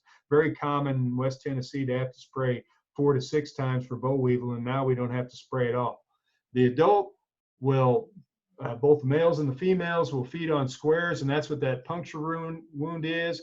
And actually see that little white, or excuse me, yellowish stained stuff on the outside of the square. That's their feces, their frass, so that's very characteristic.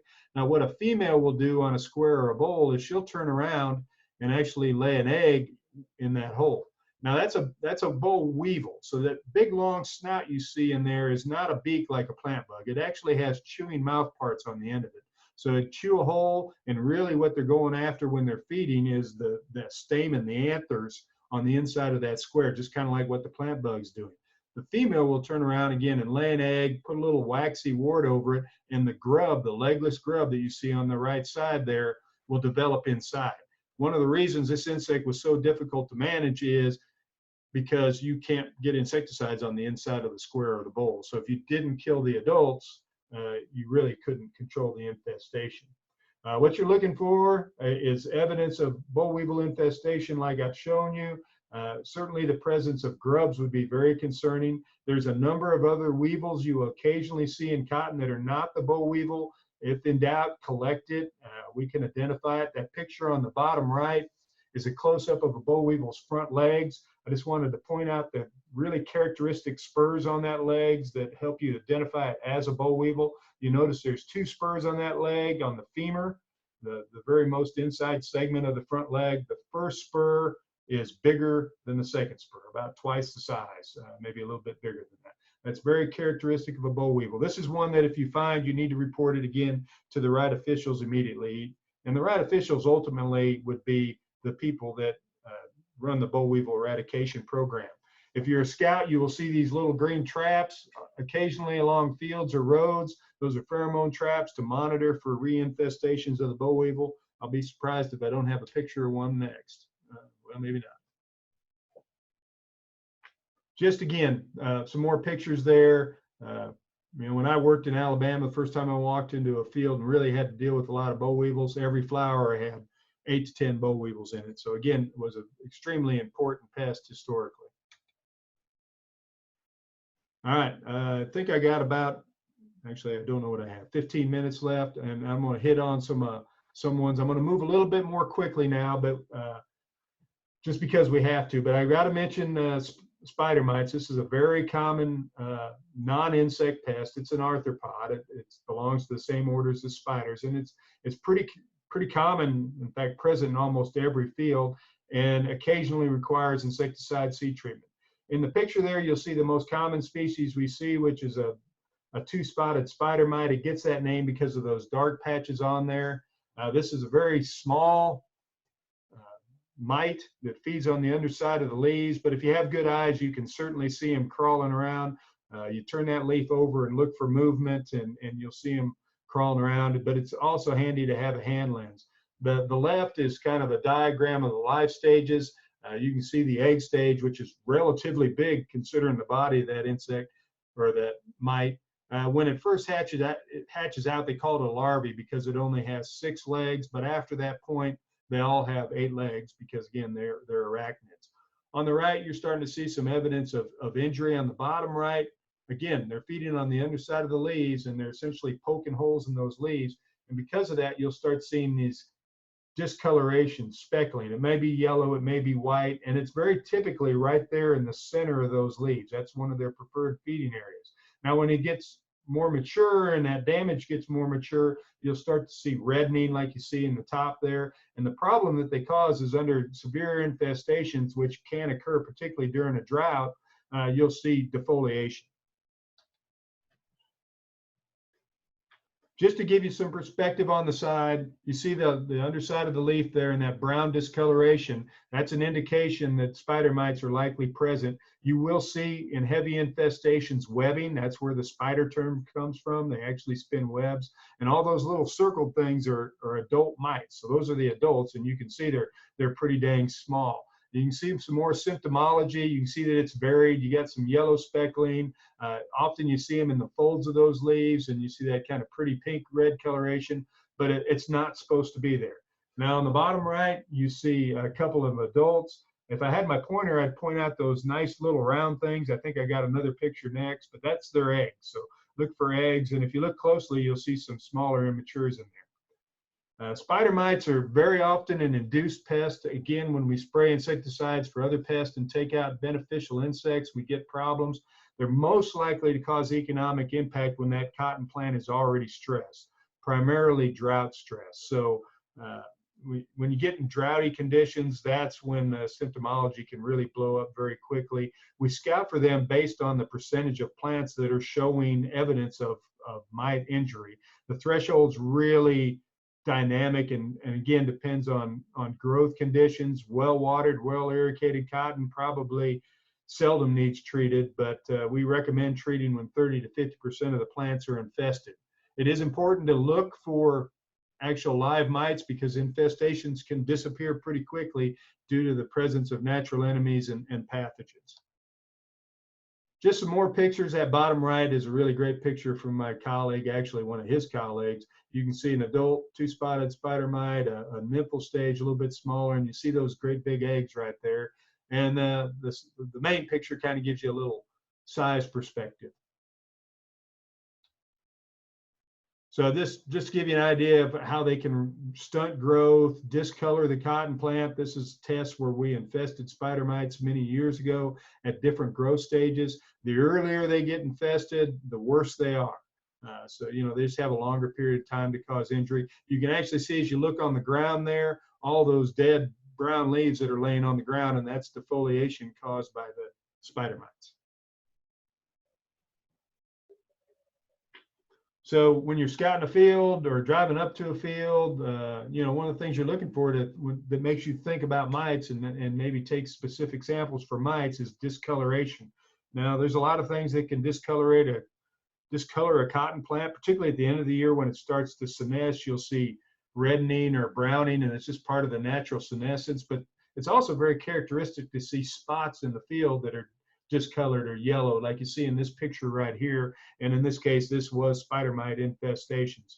And you can walk out there and confirm that. This is definitely an economic infestation at this time, and you can kind of get the sense from this picture it's dry conditions. It may not be the entire field or part of the field. And one of the things you do have to be a little bit careful of is you can move these things around with equipment, with your sweep net, with your pant legs as you're walking through a field. So you need to take a little hygiene, or if possible, when you're going from field to field. In fact, if you know you have fields that are pretty mighty, you might want to wait till the end of the day, because they'll just transfer on your jeans as you walk through a field. Several years ago, I walked through a field that a consultant took me to, and you could see every arc of the sweep net she took through the field as she moved those spider mites around. All right, I've got a few more minutes. I just want to make sure everybody's still with me. This is kind of like intermission. We got two more big ones, and I'm really probably going to have to kick this in gear right now. One, the stink bug complex is what I want to talk about next. The green stink bug is the most common pest that occurs in Tennessee cotton, but we also have several other species, including the brown stink bug, occasionally the southern green stink bug when we have warm winters. We also have now a new invasive called the brown marmorated stink bug, and there's a dusky brown stink bug, but they all do the same thing. They're seed feeders. They go after the seed of that developing bulb. So they're really a non-pest prior to flowering, except in very unusual circumstances. They all tend to lay their eggs in an egg mass, and one of the things you're looking for are these masses of eggs. The green stink bug is the one you're most likely going to see. That's the one in the center, kind of barrel-shaped egg, and that's the typical size of it. One of the real challenges is learning how to identify the different immatures. The adults are pretty easy to identify, but the immatures change color as they grow and age, and it can cause confusion. You can see the fresh hatch there. So the adults are pretty easy. They're pretty large insects. They're about a ½ inch long. The green stink bug on the top left and the brown stink bug on the bottom left. Pretty easy for people to recognize. But you also, again, have to be able to recognize the immature stages as an immature brown stink bug or an immature green stink bug. Again, I'd encourage you to get on our website, that pest guide. There's a lot of pictures that show the variation and the color changes that those stink bugs go through in the field. They're fairly sensitive to a lot of the insecticides we use, so these often occur in fields that we haven't had to make a lot of insecticide applications to. Again, can be very damaging in some cases because they are feeding on the bolls of the plant. Just some more pictures. There's some odd color, odd kind of stink bugs you'll occasionally see. General rule of thumb, a stink bug's a stink bug, with some exceptions that I'll mention later. They all feed on bolls as nymphs and adults, and we'd count them collectively as stink bugs when making insecticide recommendations. That one on the right in the center there, those are called red-shouldered stink bugs. Those are pretty uncommon, but I thought I'd show you. Here's egg masses. This is all green stink bug, and you see how the color of those egg masses change as they progress. This is from soybean, which is really a preferred host for them, but unfortunately, cotton's far more sensitive. It takes much lower populations to cause economic damage in cotton than it does soybean. Pictures of green stink bugs on the left in soybean, southern green stink bugs on the right in soybean. Again, the southern green's relatively uncommon. And here's the damage that they do, guys. That cat facing, very similar to clouded plant bugs, but usually not as dirty looking. There's not as many punctures in there. Very often there may only be one puncture. Quite often they'll feed on a boll and cause relatively little injury. They may feed just on one lock of the boll, stain a little bit of lint. On the other hand, like those top two pictures you see just a little bit of feeding, but when that stink bug fed, it introduced some pathogens that is going to cause boll rot. And that's a significant problem. Again, our threshold, these things are kind of challenging to scout because our threshold's pretty low. We would say 1 stink bug per drop cloth versus 3 plant bugs per drop cloth. And some folks will tell you if you see more than a couple of stink bugs in the field, you better spray, and that's not true, but that's certainly an indication that you do need to scout more closely for stink bugs. Unlike plant bugs, they tend to have spotty distribution. Again, drop cloth is one method. Another method is to use boll damage, where you literally take a thumb-sized boll and you pop it open and you look for that internal evidence of injury and make treatments based on our published thresholds. It is important at times to distinguish between the different species, particularly between green and brown stink bug. And that's just because the brown stink bugs are a little bit more challenging to control, and you need to make sure you use the right insecticide.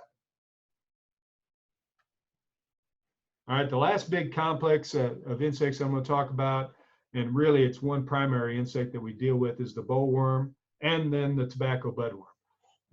Both of these are caterpillar pests. You see the moths pictured here that are pretty common. We have very seldom infestations of tobacco budworm because, as I'll mention, most of our cotton, 99% of our cotton, is BT cotton. And BT cotton provides exceptional control of tobacco budworm. On the other hand, it's not quite as good at controlling the corn earworm, also known as the bollworm. Now, because of that, we sometimes need to make treatments for the corn earworm. So these are just pictures of the adults. It's sometimes important to pay attention when you start seeing a lot of moths in the field. You need to be concerned about oviposition and the presence of small larvae. The corn earworm is relatively large. It's about 3/4 of an inch long, has kind of that brown coloration. If it's fresh, that adult has olive colored eyes. And one of the characteristics is the spotting here on the wings, the 2 little eye spots on the back of the wing. Now, the tobacco budworm has these unique sergeant chevrons on its wings. And again, we will see that occasionally, but you'll only see larvae in non-BT cotton fields. So this is some pictures of eggs. You know, in the old days, we spent a lot of time looking for eggs because these insects can be challenging to find. And timing of your insecticides needs to be when you have eggs and small larvae. They'll lay them all over the plant, on the leaves. They love these dried bloom tags where that plant is bloomed and they get a little fuzzy bloom tag on them. You see one there on a square bract or a bull bract, and again, you see one on a dry bloom tag. It's very common for them to, a bollworm in particular, lay on those bloom tags. The immature stage of the bollworm and the tobacco budworm are almost indistinguishable. They are visually indistinguishable. Of course, they come out very, very small, less than 1/8 of an inch long, and they grow, and their color patterns are quite variable. You can, with some training and having access to larger larvae, learn to distinguish between the bollworm and tobacco budworm based on some characteristics that require a hand lens. But the reality is, if you're in a BT cotton field and you're not sure, it's bollworm, because there will not be tobacco budworms. If you're in a non-BT cotton field, you need to be able to recognize the difference, because it requires certain insecticides to control the tobacco budworm. It's historically much more difficult to control. So just some pictures of the injury. The top is a picture where a small larvae's gone in there and left some frass, kind of similar to that boll weevil. It's gone into that square. That square will shed. Often those bracts will flare out, and eventually it's going to fall to the ground. On the bottom left is a much larger larvae going into a bigger square. And what these things tend to do is feed on smaller fruiting structures or in bloom tags when they're tiny. And then as they get bigger, they go through bigger and bigger fruit. One larvae may feed on 4, 5, 6 different fruit, and that's one of the reasons they cause such injury. The bottom right's just showing you where there was a bloom tag on this small boll, and you can see where that tiny little worm that's making a run for it was feeding under that bloom tag. That's a prime place to find small larvae, and particularly in BT cotton. The egg was probably laid on the bloom tag, and then it fed underneath that boll. Of course, it's protected from beneficial insects and insecticide application. Corn earworm or bollworm? I'm not going to make you answer. Or is it tobacco budworm? Well, you can't tell them apart by looking at the larvae. Again, keep that in mind. The corn earworm is the same thing as the bollworm. You see corn earworm, that's the thing that gets in your sweet corn and feeds in the tip. Again, you get some indication of the color variation and some of the variation in the seedy. One characteristic you look for with corn earworm or bollworm is this light colored head capsule.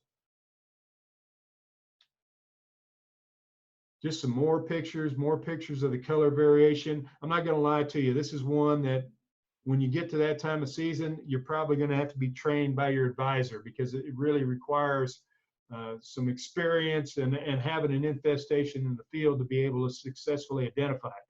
Because what you don't want to do is wait until you start finding these big larvae and all these fallen fruit. You got to find small larvae, and there's certain techniques, and they may vary depending on how your boss likes to scout. We do run moth traps. You'll see these moth traps throughout the state. Very often this is a late season insect. It likes squares, but most of the time it doesn't start infesting our cotton until late July and early August. You see the picture here where I pulled this pink bloom apart and there was a bollworm in there. You can also see there was one curled up under this bloom tag that I pulled off a boll. These moth traps are very, very important. You need to keep a close eye on them, particularly in late July and August, because it'll tell you what's going on in the area. I got about 2 more minutes and then I'm going to call it quit. But I mentioned BT cotton. So BT cotton, if you're not familiar, has been genetically modified to express some toxins from a bacteria called Bacillus thuringiensis. It controls or suppresses many of the caterpillar pests that we've traditionally had in cotton.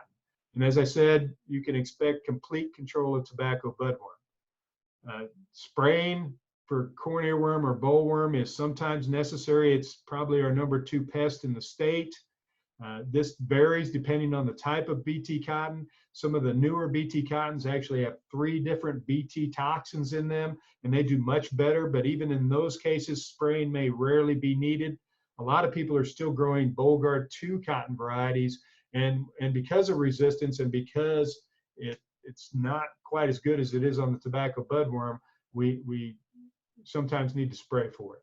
I'm not going to go over information on scouting or thresholds because I think that's really something for your boss, I guess, to be aware of rather than a scout itself. But we have all that information online. Just another picture. This is a picture from the station several years ago. Non-BT cotton on the left, BT cotton on the right. You can see the efficacy of the product and the impact this insect can have on injury. All right, with that, I think, I'm actually not sure, I used my time, but regardless, I'm going to take a break. I'm going to turn this over to Dr. Heather Kelly. You see if I can give you co-host responsibilities. All right, I've made you a co-host. Yes. I'm going to stop sharing my screen, and without further ado, I'll introduce Dr. Kelly, who is our plant pathologist. Thanks, Scott. Let me see if I can get my screen to share. Oh, I'm sorry, Heather. Can you hear me? Yeah, can you hear me? Yeah, actually, that's the reason I was confused on time is because I had to take Larry's spot. Yeah, no, I saw that, but I still figured I'd just go at the same time and Larry would go now in your spot. Yeah. All right, I'll go visit with Larry then. Make sure he's All right, is my screen, is it in the PowerPoint mode now? Yes, it is. Yeah, it looks good. Okay. Good. Okay. Good deal. So I am Heather Kelly. I'm the plant pathologist. This is an older slide. I'm associate professor and IPM coordinator. And so today we're going to talk about diseases in cotton. And so my main takeaway for everyone is really this main slide. And so to better diagnose disease, know these things, because these are questions you need to either ask or know, or that I would be asking you if you asked me to help identify a disease. Know the variety that you're scouting. Know what seed treatments came on it. Know the soil type of your field, your plant date. With that plant date, then you can always investigate weather conditions around that plant date, which play an important role. Know pesticide applications, when and what was applied. And then again, I already mentioned the weather, because this will very much also affect not only disease development, but it might also just be weather injury and not disease. And then when you're actually examining the plants, examine the entire plant as well as the entire field. Make sure you're looking at the pattern in the field. You're looking at in an entire plant from root to the top. And then it's always great, everybody's usually got a phone on them, to take pictures and document what you're seeing. And so first we're going to talk about below ground diseases. And so you've got your seedling diseases and you've got your nematodes. And so we'll go over each of these in a little bit more detail. But these are all below ground, and seedling diseases, again, you're only going to be really concerned with them in the beginning of the season. As Tyson mentioned, those first 40 days are really important for that growth of the root system underground. And that's when seedling diseases can have their effect. And so what you'll be looking for, patches of stunted seedlings, wilted seedlings. And what you'll want to do is look at the entire area and the pattern you're seeing in the field. You're going to dig up some seedlings and look for some specific symptoms and signs that I'm going to show you next. And then again, you can always get in touch with your local extension agent or specialist like myself at the West Tennessee Research and Education Center to help you identify. And so one of the seedling diseases we have is black root rot, caused by a fungus, Thaviopsis fascicola. And so this one can delay the development of cotton seedlings. It might not outright kill the seedlings, but you can see the black of the roots and this cortical tissue can kind of slough off, but the cotton can still grow, but it's going to have reduced vigor in the root system. And so again, they might be weaker plants as they continue to grow throughout the season and have, of course, a lower yield at the end. Severity increases in fields repeatedly planted with cotton. So cotton after cotton. So that was one thing not on that first slide that's good to know too. What was the previous crop? Because again, in fields that are cotton after cotton, you're going to have higher risk for seedling diseases as well as other diseases, because that inoculum is going to be building up in that field. And so when you dig up those symptoms or the seedlings, the symptoms you're looking for, the darkening again of that taproot or lateral roots or loss of the lateral roots, and darkening of the vascular tissue if you were to split these in half. Another one, sore shin. These first two are real nice because the common name is descriptive of, black root rot for Thaviopsis, sore shin for Rhizoctonia. And so you get these areas of almost a canker or lesion that can girdle the entire stem of the seedlings. And so we call this post-dampening off of seedlings. So the seedlings emerge, so it's post-emergence. And then they're dampening off, they're dying off, if you will. And so these lesions can be reddish brown on the stem right above the soil line. And again, these seedlings might show stunted growth among others that are not affected around it.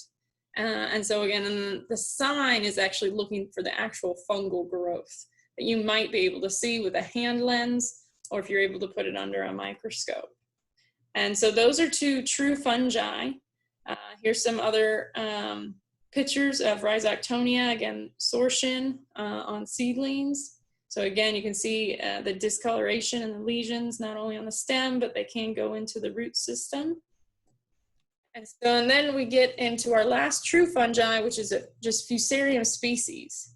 There's multiple Fusarium species. I'm gonna stop my video just because my internet might not be that good out here, and hopefully that will help. So Fusarium species, it really, you can see wilting early on or just overall a failure to thrive in these seedlings. And so these, a lot of times it's being opportunistic in that these seedlings might have already been affected, say by sore shin or black root rot, and now Fusarium comes in and adds to that stress on that plant and continues to stunt that growth, and again, could clog the vascular tissue and cause wilting in the plant. And then lastly, don't know why my, there it goes. And so here again, later in the season, when you see patches in the field, this in particular was due to loss from Fusarium, but similarly, this could also be lost from any seedling disease that actually kills off the plants in areas where you're left with some patchy spots in the field. And so then lastly, of the main four seedling pathogens, you have Pythium. And again, Pythium, there's multiple species of it. This one is not a true fungi. It's what we call a oomycete. It has some structural differences compared to true fungi, which become important when we talk about controlling it, because you can't use the same compounds or active ingredients on the seed that you control true fungi with. They don't have good efficacy on oomycetes or Pythium in particular, and then also vice versa. What you put on the seed to control Pythium doesn't necessarily control the true fungi. So this one in particular, if you have really wet fields or wet holes. Early on, it could cause seed rot. That cold, wet planting definitely could allow Pythium to colonize and cause more damage. It can cause pre and post emergence dampening off. And so again, pre-emergence dampening off again would be something like seed rot, and or the seeds started to germinate underground, as Tyson had started to, as he described how there's a lot going on even before it pops up out of the ground. It might have started to germinate under the ground, but then Pythium comes in and attacks it and kills it before it actually even emerges above the ground. So again, you could dig in the areas of the furrow where there should be plants to look for either, again, seeds that germinated and then died, or seed that has just rotted in the furrow.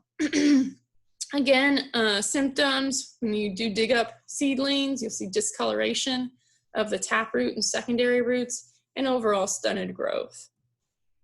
And so again, a picture of plot work we did where we had different seed treatments out there. And actually here we had different applications of herbicide, and definitely saw some treatments lacking in their efficacy for controlling diseases where you have large areas where there's very, very few to no plants, versus other areas of the field where plants came up very, very well in uniform because of the seed treatment that was on there. Again, just some more pictures here. Healthy seedling here that's either showing a little bit of ascochyta blight that we'll talk about later, or maybe even just a little drift or chemical injury from herbicide. But here you see the dead seedlings that have just died off completely, and really it's harder to see on these when they've kind of already died, but there was, it looks to be sortition on these seedlings. And so there's kind of a better picture cleaning them off a little bit of the dirt, where you can see again those, what we call the sortition on those plants. So again, just to summarize again, cotton seedling diseases, particularly cool, wet springs like the one we've had can really increase risk for seedling diseases. And the symptoms you're looking at are seed decay, pre and post-emerge dampening off, and root rot. And so again, not throwing fusarium in this picture, but you've got your Pythium, your Rhizoctonia, your sortition there, and your black root rot, Thaviopsis. Those are your three. And so really though, when you're looking at these and identifying them, it's good to identify them for future reference, to know if that field, the grower might want to up his seed treatment to something a little bit more handy to do that. So also going out to still below ground plants, we have nematodes. So this is a picture of stunted plants where we've gone nematode infestation. Hold on just a second.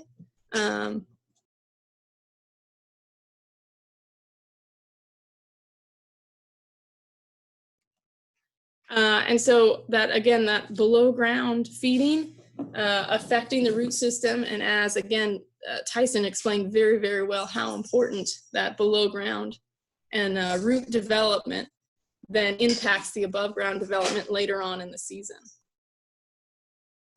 Oh, sorry. And so if you were to be able to pull up those plants and throw them under a microscope, this is those microscopic worms, nematodes, feeding on the tips of roots. And again, damaging that growing point of the cotton root affects that above ground cotton plant. And it just depends on how much damage is done underground, how much will actually show above ground. A lot of times there's damage underground that might impact yield, but when you look at the plant, you'd actually not notice it above ground until it gets to a certain level. Again, they're very, very microscopic. Most of the time, it'd be very difficult to remove the soil gently enough to keep a reniform nematode pictured here attached to the root where you could see it with the naked eye. And that's why, for the most part, to know your field, you have to do soil samples to screen for reniform. Root knot nematode, on the other hand, While you don't see them, similarly, what they do is when they feed on the roots, they inject, they do injections into the root system that cause these galls or root knots on the roots. And they're very characteristic. They have a wide host range also. And really where you're going to see this to be problematic is sandy soils. So again, knowing the soil type of your fields can be very important in helping diagnose disease issues. And so we do have more root knot nematode infestation in Tennessee than I initially thought based on the last year of our soil survey we were doing. But again, it was always associated with sandy soil types, usually around a river bottom or a creek bottom, where those have kind of blown out and blown a lot of sand into the field. But again, you'll see stunting of these plants, maybe even discoloration or yellowing of the leaves. And when you go to dig up the entire root to examine, or the entire plant to examine the roots, you'll see these gall formations on the roots indicating you have a root knot nematode problem. And so management for these lower or below ground pathogens and pests. So planting temperature, if you can, ideally we want the soil temperature around 2 inches or below to be 65 degrees or greater for 3 consecutive days. And that's just not always possible. But when it is, that definitely helps reduce the risk for seedling disease development. And then also knowing your variety. There's some varieties that are just more vigorous and would do better at getting up out of the ground. And so we'd want to try to go with those, as well as avoiding excessive rates of herbicide that can damage the seedlings, really just adding to the stress and allowing them to be weaker and more prone to getting infection from diseases. And so there's a list of some seed treatments there. I think I have some on the other slide too. And it's really, seed treatments are really kind of a must, and they really, all cotton seed is going to come with a base seed treatment on it that is going to contain at least 2 active ingredients for fungicides. Again, one of those AIs being to cover true fungi, and then the other covering oomycetes. For nematodes, when knowing there's a nematode infestation, the best opportunity or the best way to reduce that population is always going to be rotation to a non-host to really help that population in the field reduce in the number, again, reducing that inoculum, if you will, the overall population. And so for root knot nematode, if you're on the other side of the river, it could be rice, peanut, alfalfa, grain sorghum is really one of the few, or a moderately resistant soybean variety. And then reniform, which can be a more common one we see across our soils in our continuous cotton fields. Just one rotation of corn, one season of corn will really help keep that reniform population in check, as well as going with some of the other resistant or non-hosts that we have. And there are nematicide seed treatments out there that, given the right circumstances, might be required to really help manage the impact of the nematode in the field. So if there are any questions during my presentation at all, feel free to do a text, a chat, or just go ahead and unmute yourself and ask. But this kind of wraps up the below ground seedling disease and nematode portion of diseases in cotton. Now we're going to move into the above ground diseases of cotton that for the most part you're going to be scouting for later in the season with some exception. But we have leaf spots listed on the left, and then we do have fusarium and verticillium wilt, as well as then boll rots. And so talking about the wilts first, fusarium, verticillium wilt. For the most part in Tennessee, we really mainly just have verticillium wilt. But both of these look very similar. You would see wilting and or discoloration on the leaves, shown here, that almost burnt edges on the leaf, and then what we call chlorosis or yellowing in between the veins. Might be much smaller. The plants might be much smaller than others in the field. And so then when you pull that plant up and you split the stem, you see this vascular discoloration. And that's the main key right here, is that vascular discoloration. So symptoms can appear at any stage. So it can appear earlier on, but most of the time it's going to be more prominent during reproductive growth stages. But again, then the time of infection determines the extent of the possible yield reduction or yield loss. The earlier in the year that the pathogen infects and gets more time to colonize, the higher the impact on yield, versus if it's late in the season, it might not affect the yield very much. And again, as I said, the main thing you're looking for here is to split that stem and look for vascular discoloration. And so management for the wilts, there are good resistant cultivars to verticillium wilt. And so again, knowing your cultivar and knowing in advance, maybe if it is weaker on verticillium wilt, to know what it looks like later on in the season. So when you see it, you don't confuse it with something else. Good planting density to alleviate wilt, as well as rotation with a grain crop, helps reduce some of that inoculum buildup.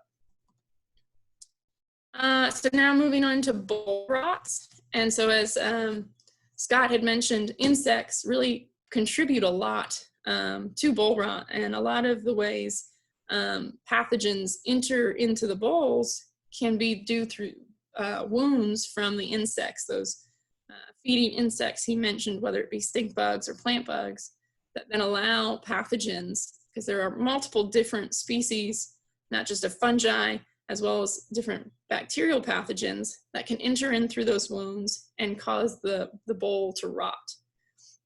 And so some of those pathogens could be coming in on the seed, but for the most part, the acid delineation that goes on with the seed kind of cleans the seed before it then goes out to new producers to plant.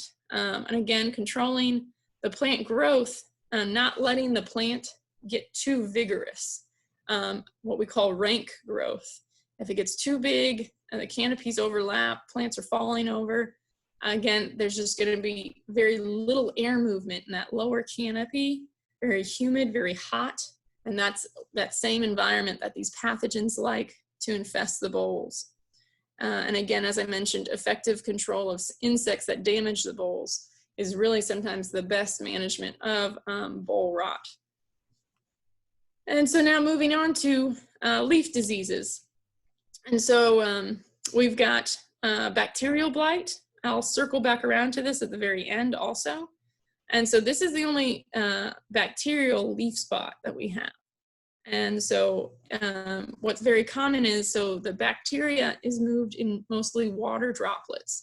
So as a water droplet would run down a leaf vein, you then see these black water-soaked veins where a water droplet has moved bacteria all along that vein and it is infected. Also, just where it's maybe pinpricks, water-soaked lesions where it has kind of just been able to infect and colonize the leaf tissue, as well as then it can do this on the bolls. And so again, what we kind of say a lot of times is water-soaked lesions. But that's not to say we haven't seen we've seen uncommon symptoms or not as common symptoms where you actually get this halo around a lesion that can look very much like a target spot lesion. But when it has this very, very large halo around it, and it can be more angular in some of its shape, that's going to be more of an indication that this is bacterial blight. Also, where this is in the canopy, bacterial blight can be on an end row, it can be in the upper canopy, it can be in the lower canopy. It's not really restricted too much to any one part of the canopy, whereas target spot, as I'll talk about, is very much, you'll see it initially only in the lower canopy, and only once it starts to defoliate would you see it move.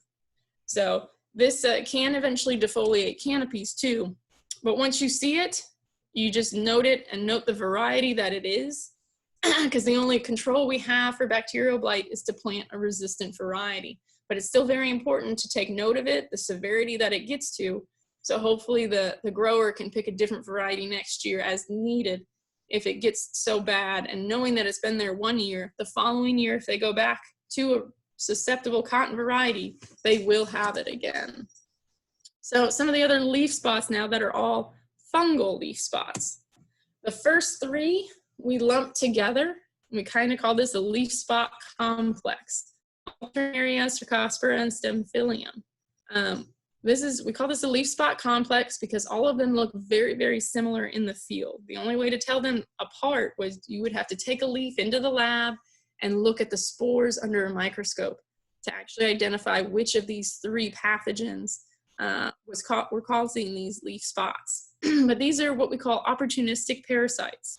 So when the plant is stressed, and a lot of the times it's nutrient deficiency, and later in the season when there's a very, very large boll load on the plant and the plant is just not able to uptake as much potassium as it needs, you can see these spots late in the season. And it's due to that stress that they're coming in and able to colonize the leaves.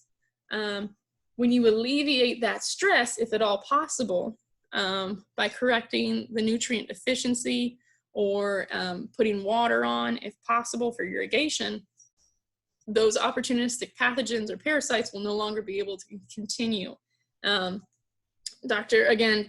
Tyson had a really good trial previously where he had different rates of potassium that went out on a deficient soil, and these spots went just right with those levels of potassium. The highest potassium he put on, you saw absolutely no leaf spots, versus where he put little to no potassium on, they were just covered up in these leaf spots.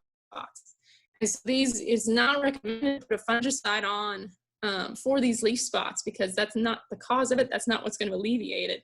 You have to alleviate the stress that's allowing the leaf spots to colonize.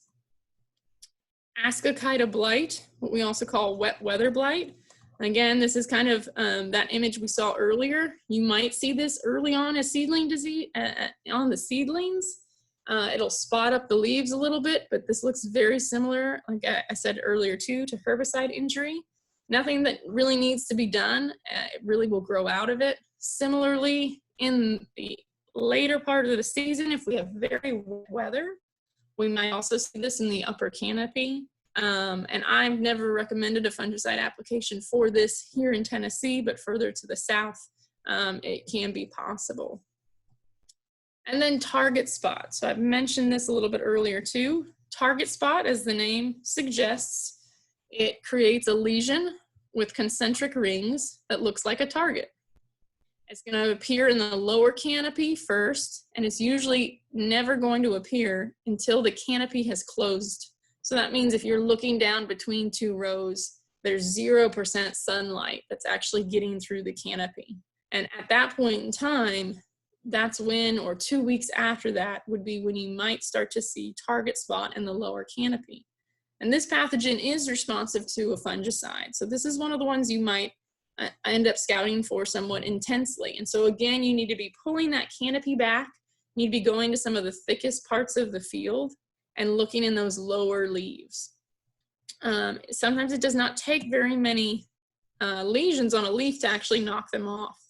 So here, the bottom left-hand picture, you see a lot of defoliation that was due to target spot in one of my plots here, as well as some other images of that target spot lesion. It's mostly on the leaves, but you can get some developing on the bracts of the bolls, on the outside of the bolls.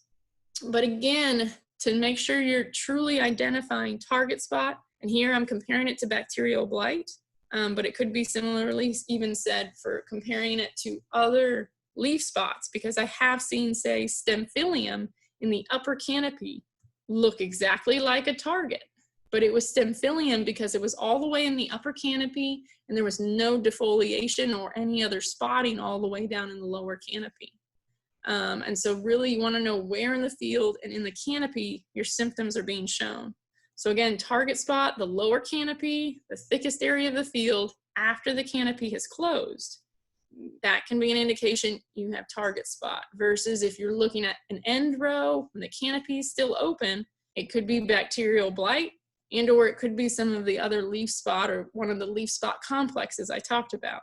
because the leaf spot complex will be kind of throughout the canopy. And again, it won't matter if it's on an end row or in the thickest part of the field, because again, it's not needing that thick, humid part of the canopy as target spot does to actually start to develop and then move up the plant.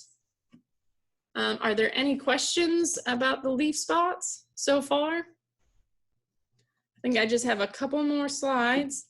I just want to mention, there are some other things that can cause leaf spots. So mites being one of them. You see purpling on the upper side of the leaf. You turn that leaf over, you'll usually see the webbing and possibly even see some of the mites on the underside of the leaf. And then also follow up with a new virus that's out there. Scott talked about aphids. And so one of the other things is, while we're not changing any of our management recommendations about this right now, those cotton aphids can transmit this new virus called cotton leaf rolled dwarf virus. Bit of a mouthful. And there's many different symptoms that have been associated with this virus. Mostly though, this leaf puckering or cupping of the leaves, as well as you might have red midveins, are some of the most prominent symptoms. But there are other things that can cause these symptoms too. Right now, we really don't have a good handle on the impact on yield. And as I said, there's no change in management for right now. But if you are seeing symptoms like this, please let us know. Give one of the specialists a shout, and we'll further investigate. We've got partners at Auburn in particular, and other universities in the Southeast that are actually have the tools to screen for this virus molecularly. So last year was the first year that we found this virus in Tennessee cotton. We actually found it in the back of the Jackson station in Dr. Scott Stewart's research trials. But 10 days after we saw the symptoms, when you went back out to that field to take more samples, we couldn't find any more symptomatic plants.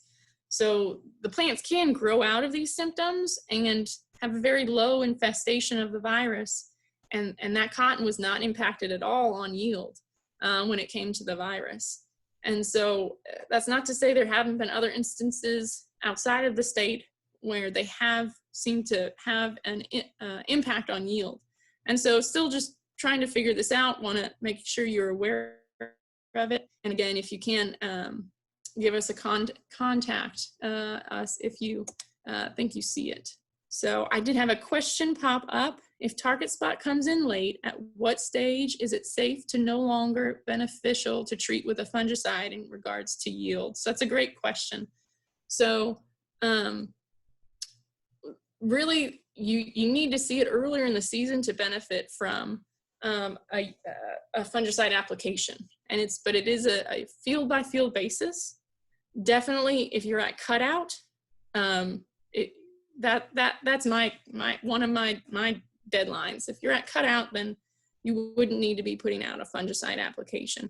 It's really a question of, well, how long are you still trying to protect that plant to put on yield, as well as what is the current defoliation in the canopy? Because if you are barely seeing any defoliation, you can look at the weather, you can maybe ride it out, and no fungicide would be beneficial. Versus if you're already seeing 20% or more defoliation and you're still before cutout, and you're looking at the weather and you've got rain in the forecast, it's really humid and hot, then it could benefit from a fungicide application. It's a tricky question, but in general, that's the best way I can answer it.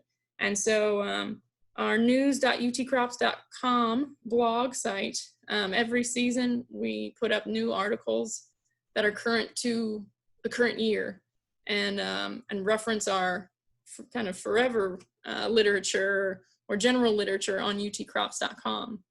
And so this year, as the season progresses and we continue to monitor for target spot across West Tennessee, I'll be updating on if and where we're finding any target spot and how the outlook looks for it. But the other thing too would be to consider, well, what variety you have in the field, because some varieties will be more prone to higher defoliation and higher target spot ratings versus others being more tolerant. We've not really seen any varieties that we would call resistant to target spot, but there's definitely some that might benefit more from a fungicide than others. So I hope that that gives you a little bit of a indication to your question. Thank you, Heather. Dr. Kelly. We're running late, of course, and I blame myself because it's my fault. No, that's fine. I think, and that's because that's my last slide again, just to recap. And I am done. I don't think there's any other questions. Again, my email, my Twitter handle at the very bottom, as well as our field guide site that has some really good images of the seedling diseases as well as the foliar diseases I talked about today. Very good. Would make sure you stop sharing your screen. I think you just did. And Dr. Steckel's going to be up next talking about weeds.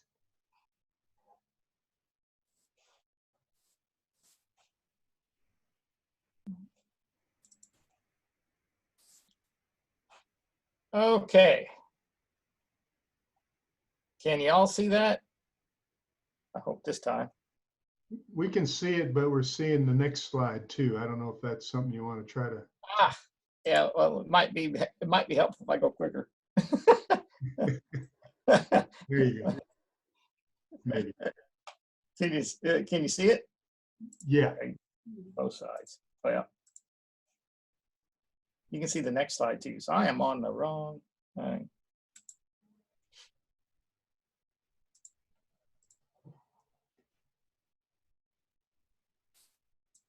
Okay. Here we go. That's the same, but it's fine, Larry. We can see it well. All right, I'll just go on here because it's got them on here. I'm just going to roll through this pretty quick. So I'm Larry Steckel, Extension Weed Specialist, and you know, weeds typically aren't or haven't been historically a big thing to really check for during the Roundup Ready era. That era is long gone, and we started moving to well, the dicamba technology here most recently, and it's worked pretty good for a couple of years. But this past year, this was a survey of a lot of the calls we ran this past year, and these were the weeds that we saw escaped in a lot of these extend cotton and soybean fields. And the things you're going to see most noticeably there is jungle rice and barnyard grass. Actually, two grass species are showing up quite a bit in a lot of these fields, and really causing you know, most of the problems out there in a lot of these extend cotton fields. So, and the grasses are the hardest to tell apart. So I wanted to kind of just go through some of the particulars on how to identify some of the different grasses. There's different characteristics, typically right at where the stem meets the leaf. You start out, I'm going to start at the top to the bottom on this diagram here, but you start with the blade and how it lays. Is it flat? Is it curved? The mid vein, is it very pronounced? You can really see it, like with Johnson grass. One of the main characteristics, though, is the ligule. That really can tell apart a lot of different grass species from each other. And you know, right here we have and basically that's a piece of tissue that you see there that's in between the leaf and the main stem. Then you have the sheath and the sheath margins that you also have to look at. And here we're looking at some of the different characteristics of those ligule types. On the left-hand side, you've got no ligule showing. And that there are some grass species like that. Most notably, actually the most troublesome right now, have no ligule at all. And it's a good way to tell them apart from a lot of other grasses. And that would be jungle rice and barnyard grass. Neither one of them will have a ligule. It's one of the characteristics to tell them apart from basically all the other grasses, because most grasses will have some form of ligule. Some will have a membranous one, like you see there in the middle. That's basically a piece of leaf tissue. That's what it looks like. Others will have basically a lot of fine hairs right there where the ligule would be instead of a piece of tissue. It's a good way to tell them apart. An example of something with a membranous ligule would be like crabgrass or Johnson grass. Something with more of a hairy fringe would be something like more like broadleaf signal grass. And the reason this is important right now is because of jungle rice in particular. We are consistently missing it with a lot of Roundup dicamba burn downs out there. And if you run into a field like this, it's got a lot of grass, you want to take a quick look at it. This is field, actually, Clay Perkins just took this yesterday, but it's looking at glyphosate, comparing it to glyphosate and dicamba after about 10 days after application. I don't know how well that's going to come out in the video. That's straight glyphosate, and then that's glyphosate and dicamba. And you can see 30% or better of that jungle rice is recovering. And the dicamba is basically antagonizing or hindering the glyphosate from working.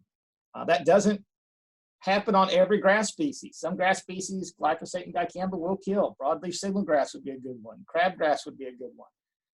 But these jungle rice, barnyard grasses, these grasses without a ligule, they will basically go ahead and live through a glyphosate dicamba application. So to kind of tell these apart from a lot of the weeds, early on when you're out in the field, you're going to see a red stem at the base. This is a real key characteristic that you probably have barnyard grass or jungle rice in that particular field. Sometimes they will lay flat. Typically they more stand upright, but a lot of times they will lay flat on the ground, particularly if they got a lot of room to spread out. And also have a very flat stem is also what you'll see. Another key characteristic that a lot of times jungle rice will have and barnyard grass won't, and no other grass will have, is they'll have a purple stripe on the leaf when they're more in the younger stages of development. It's a kind of purple line or a purple chevron, as you see there on those leaves. That's a dead giveaway that you have jungle rice out there. No other grass will have that. Again, the reason to know these early on is so you can spray them with, a lot of times with clethodim or with Roundup and clethodim by themselves, because if they go out there and just spray with straight goods or just Roundup and dicamba tank mix, we often see grown up messes even after multiple applications. What they need to do is kind of mix it up and just go out there with like straight goods, clethodim or Roundup, and we are getting good control. Close cousin to jungle rice is barnyard grass. You really can't tell them apart. I don't know if there's a big reason to be able to tell them apart. Again, that red stem, no ligule. But again, we are consistently missing them in a lot of our cotton fields here recently with Roundup dicamba applications, even repeated Roundup dicamba applications. So that's kind of the purple stem. That's one of the more common things you're going to see with jungle rice and barnyard grass and a lot of escapes in these cotton fields. Another one that you will see escape very regularly in these cotton fields is goosegrass. And one of the key ways to tell it is the white base or crown. It doesn't have a red base, it's got a white base or crown. That's probably one of the key characteristics.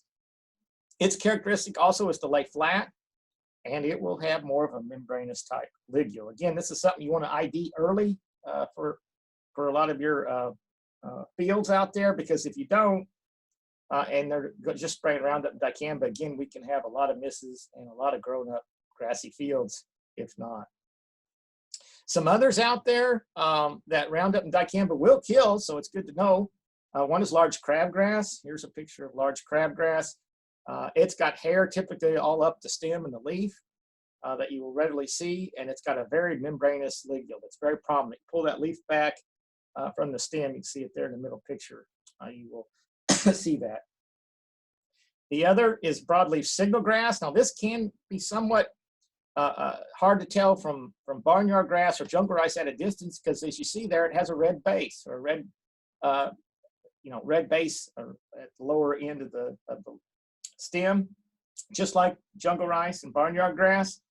But again, this one will have a ligule that's fringed with hairs, and barnyard grass or jungle rice will have no ligule. Another weed that's becoming more prevalent is Johnson grass. And again, it has a very membranous ligule. You can see that's a real good picture there in that middle picture of that membranous ligule showing up. And it's right there against the stem. And this one we're really starting to struggle with. A number of counties, particularly the very southwestern counties, Tipton County, Shelby County, but even here in Madison County, some in Haywood, some in Crockett, where we're seeing where glyphosate's no longer very effective on this, particularly these well-established Johnson grass bunches that you see there on the left, or that you see here in this burn down picture. Those things have been there years. They didn't get there overnight. They won't be removed overnight. But those are something to take a look at early on. And know you got to kind of mix it up and not just go with straight goods Roundup. We have some better alternatives out there, like Fusilade and Assure. One that's kind of running its course, but is very prevalent in a lot of our wheat fields, but you can find it in cotton fields as well, as Italian ryegrass. We've got a good bit of our Italian ryegrass that is glyphosate resistant, and you're going to see it out there. It's kind of regrowing from burn downs in a number of fields. Fortunately, at this time of the year, it's run its course. It's going to seed, so even though the herbicide didn't control it, it is maturing and will start to brown out just by itself. Some growers will try and push it on. The best way to tell it apart, if you look at that right-hand picture there, is having an auricle. And what the auricle is what I always envision is kind of having arms on the back side of the leaf that wrap around that stem. That is the auricle. And only ryegrass will have that compared to a lot of other grasses. You're not going to see that on a lot of other grasses. Wheat kind of has it, not near as pronounced as rye, but that's a real key characteristic that you have ryegrass compared to a lot of the other grass species is the auricle, or that piece of tissue from both ends of the leaf that wrap around the back side of the stem.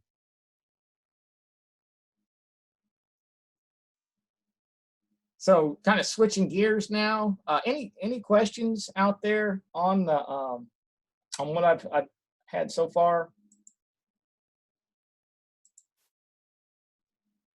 Okay. I was going to kind of switch from the grasses, but the big thing on the grasses really this time of year is look for the color at the base. If it's a reddish purple color, it's a good chance it's going to be basically either jungle rice or broadleaf signal grass.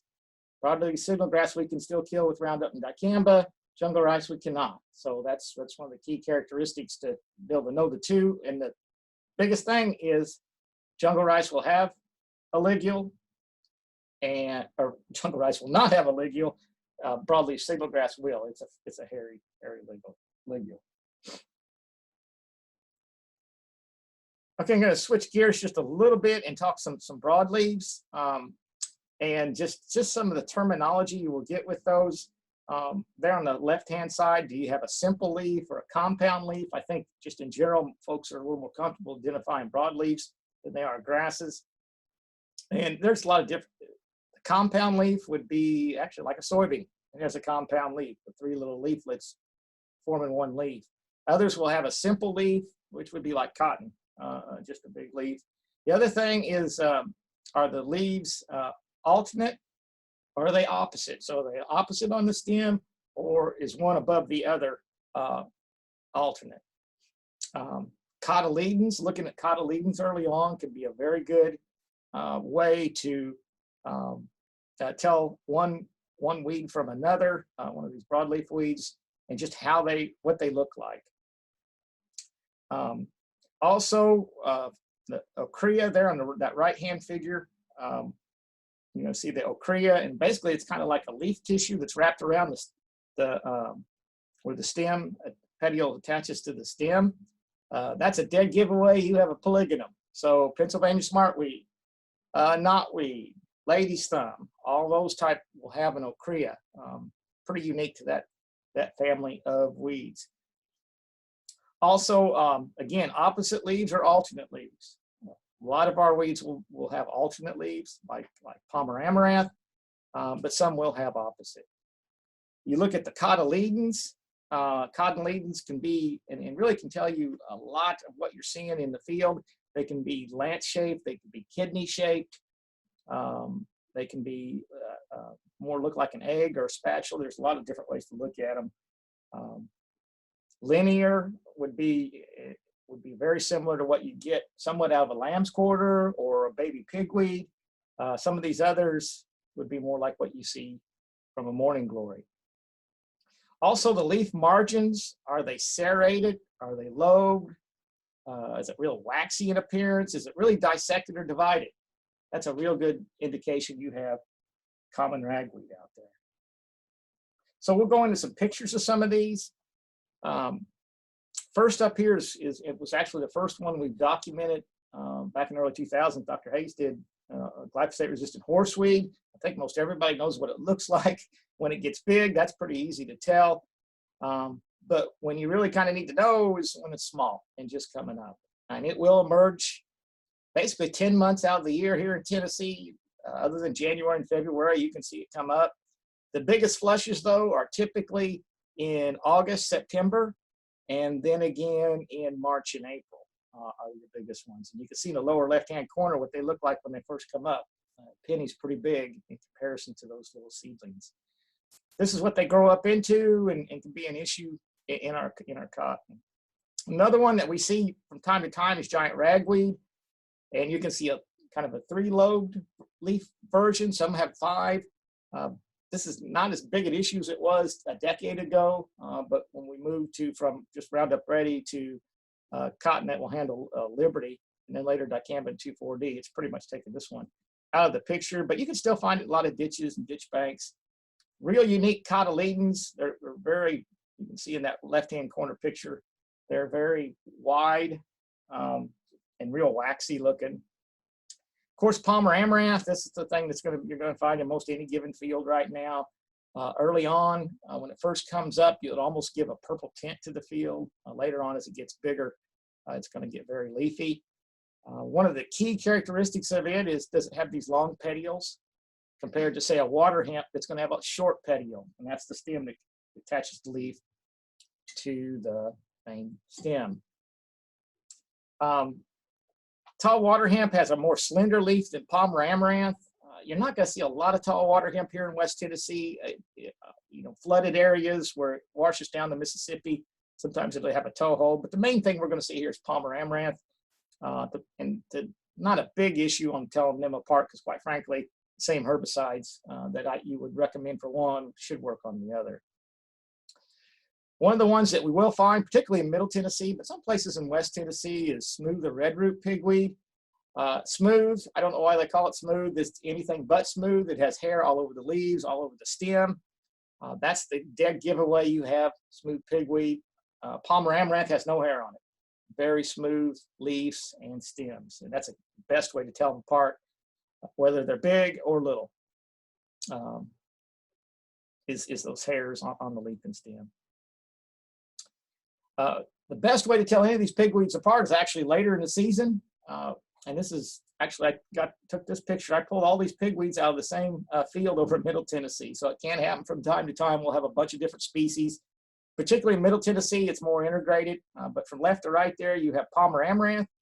And you can tell it late in the season because you measure those flowering branches in feet, not inches.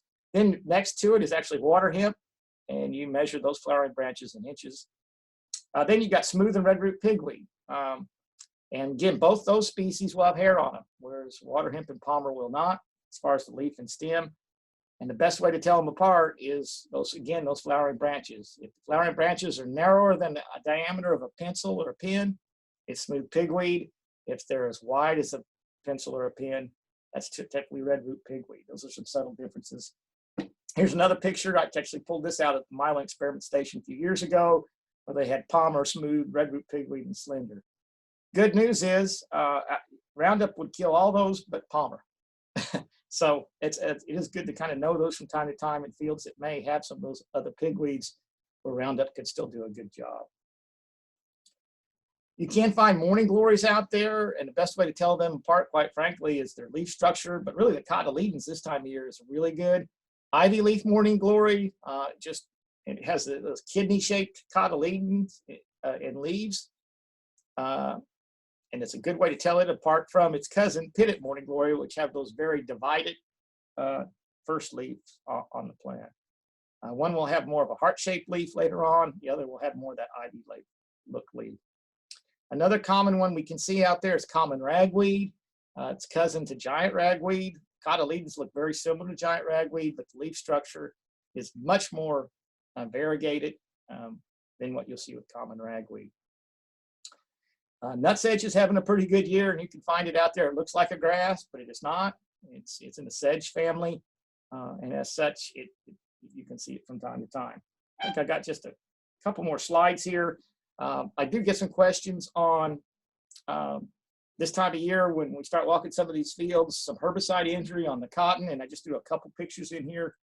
A lot of dual outlook warrants has started spraying this week, and the cotton is going to have very thin cuticles, so you can expect somewhat, really it's kind of a surfactant burn.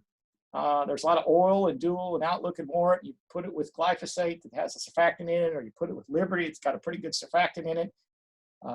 And you're going to see burn on the leaves. And I guarantee you, just about every field you walk into right now, you're going to find burn on the leaves.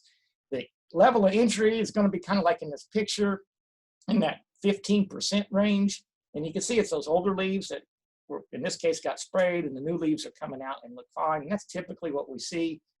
But we can get now with the Extend system and the Enlist system, you can start putting in a lot of different herbicides that can amp up the burn you see. And particularly if the ground's wet. If the ground's wet, muddy, high humidity, you're going to see more injury than you will if the ground's dry. On average, we see 15 to 20% burn from these applications, but if the ground's wet and a lot of different herbicides, maybe some extra surfactant gets added to the tank, you can see upwards of 30% injury. Typically, the crop grows out of it, but it does look kind of bad.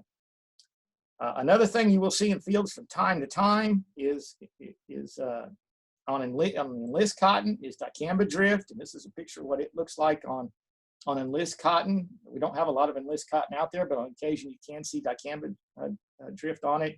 In general, cotton's pretty tolerant to dicamba drift, but if it gets a pretty good whiff, you can see this type of injury. What more so we typically see though this time of year is 2,4-D drift onto Extend cotton. And the level of injury can vary from the right-hand corner there, which would just be a light drift from a neighboring field where the cotton's coming out of it, to a more severe that you see in the left-hand picture there, where actually 2,4-D was in the tank. You can get a real high rate there, and it can really stunt that cotton and really set it back. Those are the main type injuries you're probably going to see from a herbicide standpoint on cotton as you get into the field. So I tried to go through that pretty quick here. Questions, comments? Okay, well, we will move.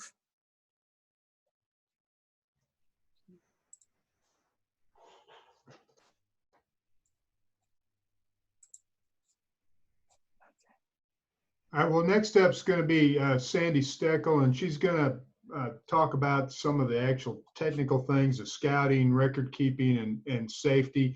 I always do like to stress to people that are scouting either for a grower or themselves, this is a important business. Profit margins are very small, and trust me, it's very easy to make a multi-thousand-dollar mistake by not being thorough or misunderstanding a circumstance. So, try to be conscientious. It's extremely important, and also try to seek help when you're unsure. And with that, I'm going to turn it over to Sandy. Thank you, Sandy. Oh, thank you, Dr. Stewart. I'm Sandy Steckel. I'm an extension assistant here at UT and working in entomology. And thank you all for scouting, because you sure supply a very valuable resource to help our growers make some important decisions, like Dr. Stewart said, especially in timing. As this slide says, timing is so important, because some of the pests that you all have learned about today, they can do some economic damage to our cotton crop in pretty short amount of time. So we need to get boots out in that field. We need to find out what's in it so we can let our bosses know or our growers know so they can make some important decisions. This involves insecticide applications, where you might reduce the number of insecticide applications that are needed, or make an application to help prevent yield loss. Increase the efficacy of that application by timing, and also by choosing the right material for what pests that you have in the field. Sometimes we get some unusual pests out there, or that might occur at unusual times. So we won't know they're out there unless we go out and actually sample these fields.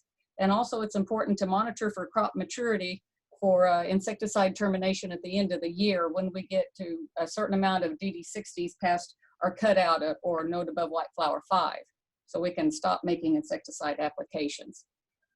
Communication is huge. You need to talk frequently with your growers or your coworkers, and especially your boss. You need to know what and when insecticide applications were made to certain fields that you're walking into. As far as, do you need to follow up, or is it within the, is the restricted entry interval passed, where it is safe for you to re-enter that field after an application without having a lot of personal protective equipment on? If there is a significant problem out there, let somebody know right away. And if you're not the person that's making the calls on what, or making the recommendations to the growers, then please don't make them. Let your boss make those, or someone in a supervisory role. And try to be positive with the growers, and always. They've got a lot on their mind, especially with a lot of weather issues and everything. So just if it's not your job, please don't try to do that. So someone should always know your approximate whereabouts, just in case you're involved in an accident or some sort of emergency. And always, please carry your cell phone with you on your person. And it's probably not a good idea to leave it in the truck or on the four-wheeler or whatever, just in case you have an issue when you're out in the middle of the cotton patch. One thing that we do need to be aware of on pollinator protection is there is a lot of issues going on with agriculture and protecting our honeybees and our pollinators. So please communicate with your boss or with your growers that there's some honeybee hives around the ag fields, because this is going to be important for if we do trigger an insecticide application, perhaps what time of day we can make that application or what product we might choose to help us protect those pollinators. And one other thing from a safety, from your personal safety, is that if you are allergic to bee stings and you require perhaps an EpiPen or something like that, please have one available, or tell people that you're working with that you have this allergy, and that they can help you out. Hopefully you won't have any issues with that, but better safe than sorry on that. I mentioned re-entry intervals before. For one, knowing the tools of the trade is oftentimes in, especially flowering cotton, when we need to make perhaps an insecticide application for the control of plant bugs or other pests. There are different levels of mammalian toxicity amongst the products that we're going to perhaps be choosing from for an application. So this will be on the insect control guide, which I meant to have a copy with me to show you. These are great tools. They have the restricted entry intervals listed for per hours and things, and it's a great tool. Just want to make you aware of to be careful after an insecticide application. Some general safety tips for your health. One of the biggest problems that you're going to be dealing with is hot weather, hot and humid weather, and the possibility of getting too hot. So please drink plenty of water and wear a wide brim hat.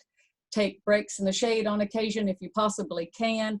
Please, please lather on the sunscreen early and often throughout the day. And UT recommends that you wear pants rather than shorts to scout your cotton, not just for the wear and tear on your legs, but especially in bigger cotton and flowering cotton, but also to have a barrier to keep your skin from contacting any insecticide residue that might remain on the plants. Also, please always have a change of clothes carried with you, particularly later in the year when it can get a lot of dew on those big plants, and soak your breeches. So not only will you be more comfortable if you have drier clothes on, but that provides a better barrier for those residues that might remain. If it's possible, it's not always possible, I realize, but schedule your hardest work during the cooler times of the day, and you are far more likely to be in a truck wreck or a four-wheeler accident than to be poisoned by these pesticides. So please drive carefully. And sometimes those ditches are a little bit deeper than they look on those grassy ditches. So y'all be careful. This is an example of the UT scouting form that we use for making reports for what we find out in the field. I'm just going to quickly go through some of this. If you work for a professional crop consultant, that consultant may have a different form, but it'll probably look something similar to this, where you identify the grower and the field. Across the top, we'll have some of our early season pests, thrips, cutworms. Then we go into some aphids, spider mites and whiteflies going across the top there. Beneficial insects, if you're interested in that, reporting that. Then we move more into the bollworm and budworm pests and squares, percent damage and percent live worms in our squares. Then we get to the heavy hitter on the plant bugs and also stink bugs, predominantly in our flowering cotton. And then some incidental other pests. Are we seeing some armyworms out there or loopers? At the bottom part of the chart is more of the plant growth and development.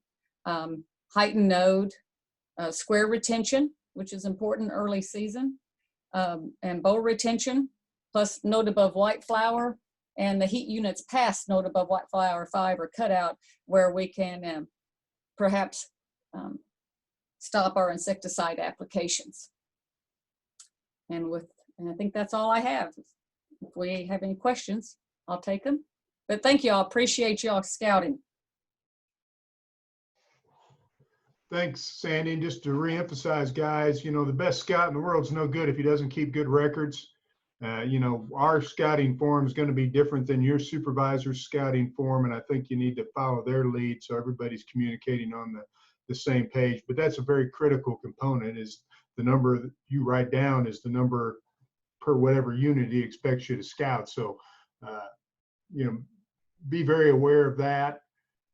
You know, identifying the right field, spraying the right field is very, very important. Dr. Steckel, will tell you we got crops with different herbicide technologies in there, and if you spray the wrong herbicide on the wrong variety, everything's gone. It can devastate a field. So, you know, make sure you keep up with record keeping very well. I'm going to go last. I'm going to suggest or probably expect this to go about 10 or 15 minutes long. I don't think it's necessary that everybody necessarily stays the entire time, but feel free to do so. One of the reasons I'm going to continue past the time is this presentation is going to be recorded, and I hope this afternoon or no later than Monday it'll be posted on our news blog website. I posted a link to that in the chat area. So if you have to leave or you want to review this information later, you can come back and review it. I think, at least I hope, everybody can see my screen.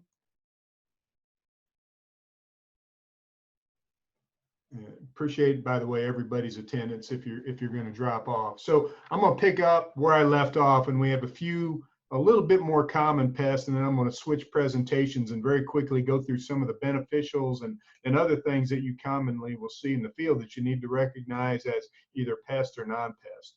I did want to mention the armyworm complex. It's another group of caterpillars, which includes the fall armyworm, beet armyworm, and yellow stripe armyworm. The yellow stripe armyworm is not a significant pest, but it's not uncommon to see it occasionally. The fall armyworm is a pest, particularly in some of our older technologies.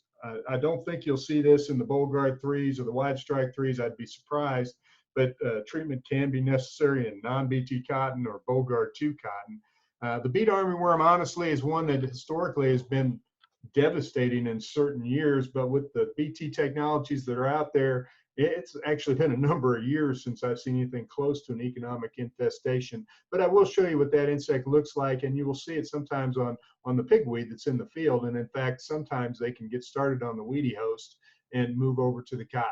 Again, these are all pretty occasional pests in Tennessee. I won't say it's rare to treat for fall armyworms, but the others, it would be pretty darn rare. It is very important to distinguish between the species. Now, all these caterpillars lay their eggs in a mass, and they cover that mass with scales from the moth. So that's one thing to keep note of.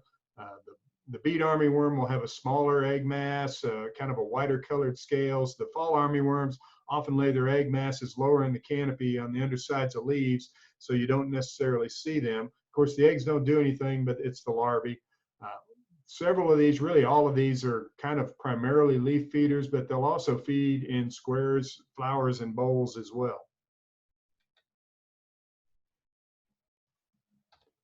So this next slide pictures some fall armyworms. The fall armyworm, it's variable in color, but generally it's going to be a brownish color. And what's characteristic about the larvae is it gets larger as it has a dark head capsule, and you see that in the bottom left, and I think in some other pictures. And even with the lighter color phase, like in the center screen here, you can see this kind of inverted Y on that head capsule. And see, this one has a light head capsule, but in cotton, you would almost never see that. Here's just a hatching egg mass right here, and here's a mid-sized larvae there. So there's a good close-up on the top left of the head capsule of a fall armyworm in cotton, and you can see it on some of the other ones. Again, it'll feed on leaves when it's smaller, but this one in particular is likely to feed on in flowers, in pink flowers. You often see them in white flowers and then in bowls. It's not as damaging as a bollworm just because it doesn't feed on as many fruit, but it is one to be aware of. And again, particularly in our older technologies like Bollgard 2 or Twin Link technologies that are out there. One of the characteristics is when they feed down at the base of the canopy, the small larvae are actually found behind the bracts, and they'll feed on the surface of the bowl. Another common place you'll find them is in white blooms or inside pink blooms. And a real characteristic, because they hatch in an egg mass, is very often there'll be multiple larvae present inside a bloom. If you start seeing multiple larvae inside a bloom, they can be hard to distinguish from a bollworm, but a bollworm doesn't do that. And that's primarily because they're cannibalistic when they're small. That's just an extreme close-up out of a sweet corn patch. And again, just to give you the general color, that brown with that darker brown patch, that dark head capsule, and that inverted Y, which is pretty apparent on the larger larvae. This is the bead armyworm. I'm going to go very quickly here again because we don't see it very often, but you can see that lighter colored egg mass. This insect feeds as a group gregariously until the third instar. This is a picture off a soybean leaf. And you can see what they do is they feed on the underside of the leaves, and they actually skeletonize those leaves when they're smaller. The larger larvae in cotton are usually going to be this kind of uniform green color. They're not as hairy as you might see with a corn earworm. One real characteristic is this black dot above their second true leg. Keep that in mind. And again, they kind of have a lighter color head capsule, so it could be confused with the corn earworm. This is the yellow striped armyworm, again, commonly seen feeding in flowers or in pink flowers. Occasionally will knock a square off or a small bowl, but it's called yellow stripe because very often the specimens have this pretty distinct yellow stripe down the length of its body. You'll also notice a black dot on this insect as well, but it's actually on the segment right behind the first abdominal segment, right behind the true leg. And when you look at a small larvae, and you can see it on this side view here, and you look down at it, it's actually got a swollen thorax. It almost looks like it's been working out or something like that. Again, these are pretty occasional pests, and I've never recommended a field be treated for yellow striped armyworm, but you do need to be aware it's one of the caterpillars you're going to find. Just a close-up, good picture of one that's actually shedding its skin as it's coming out, and then you can see that large black dot right there on the side of its body. So the armyworms are almost always a late season pest, and again, it depends on the technology. As I mentioned, fall armyworm, you'll also see the larger larvae in the blooms first. It's not necessarily the ideal thing, but it is a tip-off that you might have fall armyworms in there. I'm not going to spend time on the thresholds because they're published, and this course is more about recognition of the pest and the problems. With fall armyworms, we're also often visually looking for larvae or damage. With the bead armyworms, we're often visually looking for defoliation by the larvae, those hits, as we call them, of defoliated leaves where you got the window painting. And again, pretty unlikely problems given our current technologies. I do want to mention loopers, and again, this is another, I would say now, rare pest because of the use of BT technologies, but is another caterpillar we'll see frequently in soybean and occasionally in non-BT cotton. They loop, as the name suggests, just like you see here. They're pretty distinguishable. All they do is feed on leaves, and it's because of that, they're not as damaging. What's characteristic about the loopers is they have those two pair of prolegs. If you look at a corn earworm or an armyworm, they're going to have 4 pair of prolegs here, and then the pair right there. The loopers are only going to have 2. Very, very characteristic. Usually you're going to notice defoliation. You're going to notice the larvae themselves, as you see here. You can pick these up pretty readily with a sweep net or doing a drop cloth, and you will see them occasionally on drop cloths. Again, very seldom now do we make recommendations to treat for loopers, and we would not suggest treating unless you were seeing 25% defoliation, you know, up to cutout, maybe a little past cutout, but pretty dang unlikely in BT varieties. All right, so that's going to take us to the end of what I'd say are the more common pests, and now I'm going to switch over to a presentation that I call beneficial arthropods and weird stuff, uncommon pests. And I won't ask any questions just in the interest of time. A lot of times I do a stop and go here, but these are things you're going to see. And man, every year I get somebody that sends me a picture of immature lady beetle larvae like you see here, and they don't know what they are. A lot of people understand what the lady beetle adults look like. There's one species up in the right. Many of them are orange with black spots. It depends on the species, but people often don't recognize the larvae, which are purplish, often with yellow or orange on them, almost look like little alligators. On the bottom center of the picture, you can see they lay their eggs in clusters, kind of football-shaped eggs in clusters. And on the right, you're actually looking at the pupae of the lady beetle. So I see these routinely in fields. You'll see them now even because the larvae got stranded in cotton fields when the herbicide applications were made at planting. You'll very frequently, of course, see these in association with aphid infestations because they really like to feed on aphids. It's one of their things, and that's why all these larvae are there. You can see the aphid cast skins on that leaf. You can see that leaf is actually curled downward and a little sticky, and there's almost certainly aphids on the leaf above it. Just some pictures of the variation in the species and the colors, but I think most of you, after just a little bit of practice, would recognize all those as ladybird beetles. Occasionally we'll bite at you a little bit. If one crawls at you, you'll survive, but not venomous, of course, or anything, but just be aware when you're doing drop cloths, occasionally you'll shake this one onto your clothes and it'll crawl up and nip at you. And there's just a close-up of one just to remind me to tell you this is what they like to eat. That's one sucking the life out of an aphid. This is a smaller ladybird beetle, and I'll get questions on this. The larvae are kind of unique because it secretes this waxy stuff on its body, and when you have aphid infestations and you turn it over, you'll actually see these kind of wax-covered things here. The adult's about the size of a pinhead, not much bigger, and jet black, but it is a lady beetle. So just be aware when you see that is an immature and it is a beneficial lady beetle. Another really common predator you'll see, particularly in flowers, are the insidious flower buds or aureus. The adults are pictured here. They'll feed on thrips, they'll feed on mites. They're very much generalists. This one's feeding on a small bollworm. This one is feeding on some whitefly pupae. Here's an immature stage, which look an awful lot like a robust immature thrips, but it's actually eating an aphid. Just wanted to point this one out because it is an important predator that you will see very frequently in the flowers.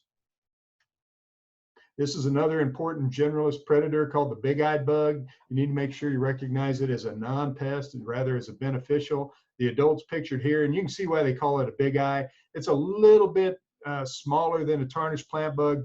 The adults tend to have those silvery wings, and the immatures are silver colored, and you'll see them on drop cloths. You need to make sure you don't confuse the tiny immature big-eyed bugs with immature tarnished plant bugs, and this is where a hand lens comes in handy until you get used to visually distinguishing them. The larvae, or excuse me, the nymphal stage tends to be kind of this Confederate blue color. When they're larger, they can have this kind of patterning on them, but when they're smaller, they just tend to be less patterned and more of a grayish color, whereas a tiny plant bug will be more of a greenish color. Lacewings. A lot of people recognize the lacewing adult. You almost certainly will see lacewing eggs in the field, and people ask about them. This is the egg, and it's actually laid on a silken stalk. When that hatches, the larvae will hatch, and it's similar in behavior. It loves aphids. This is one eating an aphid right here, and you can see, though, they got a little more distinct look to them. People will often send me a picture of something like this, and that's actually the pupal case of a lacewing larvae, and they love to pupate inside of the bracts of a square. So a lot of people think it's a spider, but no, it's actually the pupae of the lacewing. Again, another one that'll nip at you occasionally, and it can't hurt. When you're doing drop cloths, they'll get stuck on you, but a beneficial insect to be aware of, and very common, really, where you have aphids, but there's another species you'll see too.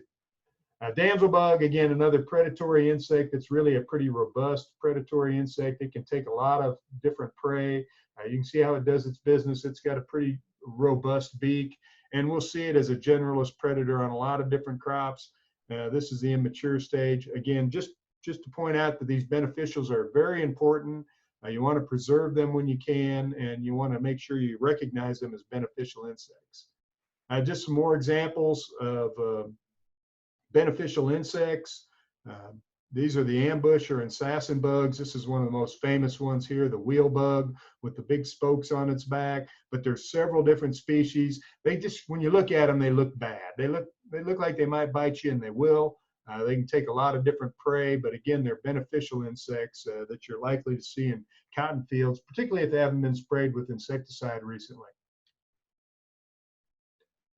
Now, just a close up, they're beneficial, but they don't always feed on pests. This is one eating some kind of bee, but you can see the business end of that beak right there, and that's how they dispatch their prey. This is one I want to spend just a little extra time on because it's a stink bug, and it's a brown colored stink bug that's actually a beneficial insect. It's called the spine soldier bug. Again, it's predatory, and you can see the immatures are kind of unique looking. You can see the egg mass, which is laid in a mass like other stink bugs, but have the crown on there. It's very kind of unique when they hatch out that they have that black and red coloration. That'll identify the small nymphs as well. These are very common in fields. You see them a lot more maybe in soybean fields. They love to feed on caterpillars. What's distinctive about this from the brown stink bug is a couple things. They're a little narrower in the body. The second thing is they're called spine soldier bugs because they have those distinct outward pointing spines, which is a pretty good characteristic, but not perfectly diagnostic. The other thing you'll notice is where the wings fold together in the back, there's kind of a dark line, and you see it in both of these pictures on the left. That is very characteristic, and you'll notice those wings stick out just a little bit past the abdomen, whereas on the plant-feeding stink bugs, it's pretty much ends at the end of the abdomen. The other thing you'll notice, and you'll see a close-up of this, is they have a pretty robust beak. It's for killing. I describe it as a sword, whereas the plant-feeding stink bugs have a much narrower beak. So as a rule of thumb, this is a good way. This is probably the best way to tell a predatory stink bug from a plant-feeding one. The one on the left is a plant-feeding stink bug, and you can look that its beak is much thinner and really about the width of the antennae. When you get over to this spine soldier bug, you see that beak is at least twice as wide as the antennae, and it looks more like a sword. So this is a needle, this is a sword. That sword's used for killing, where this is used for piercing plant materials. Just some other odds and ends I wanted to mention. You'll see these little flower flies hovering around. They don't really do anything, but the larvae are aphid predators. So you'll see different species like this one or this one on the top right. The one in the bottom center that are just maggots flying around, but they're eating aphids. There's all kinds of spiders in the fields. You don't have to worry about them. They're general predators. They're not going to cause you any harm. I don't know anybody's ever been bit by a spider in a cotton field, but you'll shake them off or catch them in your sweep net. Don't worry about them. They're beneficials. I always like to show people this one. It's a green stink bug. Of course, it's one of our pests, but one of our beneficials is a tachinid fly. That's this black and orange fly in the center. And it's a parasite or a parasitoid of that stink bug. That white on that back is its egg. And when that larvae hatches out, it's going to burrow inside that adult. And when it gets ready to pupate, the larvae, seen right here, that big one, comes out of that stink bug and pupates. So And it's a bad way to go for that stink bug, but again, it's a beneficial one. Very common to see 1 or 2 of these eggs on the back of stink bugs. They really show up on the green just because of the color contrast. Lots of good guys out there you don't see very readily. These are stink bug eggs where there's eggs being laid on there. Unfortunately, that looks like it might be the spine soldier bug. So you've got a parasite affecting another beneficial, but just a good shot. Whiteflies are a potential pest of cotton. I'm not going to spend much time on them because I haven't made a recommendation to control whiteflies in a long time. The use of the insecticides or the insecticides that we use now, the fact that we're not spraying as often means we're not creating problems with whiteflies, but you will see them. The one you'll see in cotton fields are this one on the bottom right. They're kind of moth-like insects. This one's called the banded wing whitefly because it's white, but it has these bands on it. Very unusual to need to spray for them now, but later in the season, particularly in late fields that are staying green, you'll see the adults flog in. And when you turn the leaves over or walk through, they flitter out up at you and can be annoying. The immatures actually don't move. These things feed like aphids. They're going after the phloem and the sap. It's something you don't specifically scout for, but as you're walking through the field, if you start seeing significant infestations, you can start scouting specifically for them. They also cause the accumulation of honeydew, and that would be a key sign that you have an infestation of either whiteflies or aphids. This is by the way, upper right is an immature stage. They're sessile, they don't move. They hatch, they crawl a centimeter, an inch, or something like that, and then they never move again until they pupate and become adults. I'm going to skip over this one because it's very unusual unless you're in non-BT cotton. Again, we have all kinds of beneficials. I've mentioned beet armyworm before. You'll see this with fall armyworm or yellow stripe, and that's this little white pupa right here, and that's actually a parasite, the pupae of a parasite that attacks armyworms. So if you have a lot of armyworms, you'll see these. You'll also see them in hay fields where you get fall armyworms. You're going to definitely see cucumber beetles. They're going to be feeding on flower tissue, maybe on the pollen. It is a non-pest in cotton as a beetle. The larval stage is a southern corn rootworm and can be a pest of corn, certainly, but nothing to worry about. But it kind of looks like a lady beetle in many ways, but it's got the characteristic yellow with black spots on it. You'll see a little surface feeding on bowl walls or, again, on the flowers, petals, but don't be concerned. There's always something, guys, and I'm going to skip on this because we're about to get to the end. I'll back up to this one. This is one I saw years ago, and I've only seen it once in economic levels, and it's called the vegetable weevil. It actually essentially in or under the soil, and when it comes up and feeds, it takes its beak and it goes in a circumference around the tip of around the stem, and it can look a lot like a cutworm. So just really wanted to point it out that, sometimes there can be confusing symptomology. This is something one of our good-eyed consultants had found. So you don't see this one very often, but just wanted you to be aware of that. Occasionally in cotton and soybean, we'll run into issues with false chinch bugs. One of my colleagues in South Carolina has been tweeting on this. They've had some issues. It's an insect that gets started on weedy host in the fields. Not every weedy host, but certain weedy host. And depending on when you control the weeds in that field and what weeds you had in that field, you essentially strand these hatching false chinch bugs into the field, and they can occur in remarkably big numbers. And they suck on the juices of the plant, and when they do that, they can flat kill it. Every once in a while, particularly in the river counties and the river bottoms, we'll see spots of these in cotton fields and soybean fields, huge numbers. And honestly, if you're doing a good job at scouting your cotton, you're going to notice these things if they're causing economic injury. The adults are kind of plant buggy looking. I may have a close-up right there, silver colored. You'll see them routinely in almost any field, but you won't see them in economic levels very often at all. There's a close-up of the immature stages. This happens to be some volunteer corn in the field. I want to show you this one. We've been seeing a lot of these recently.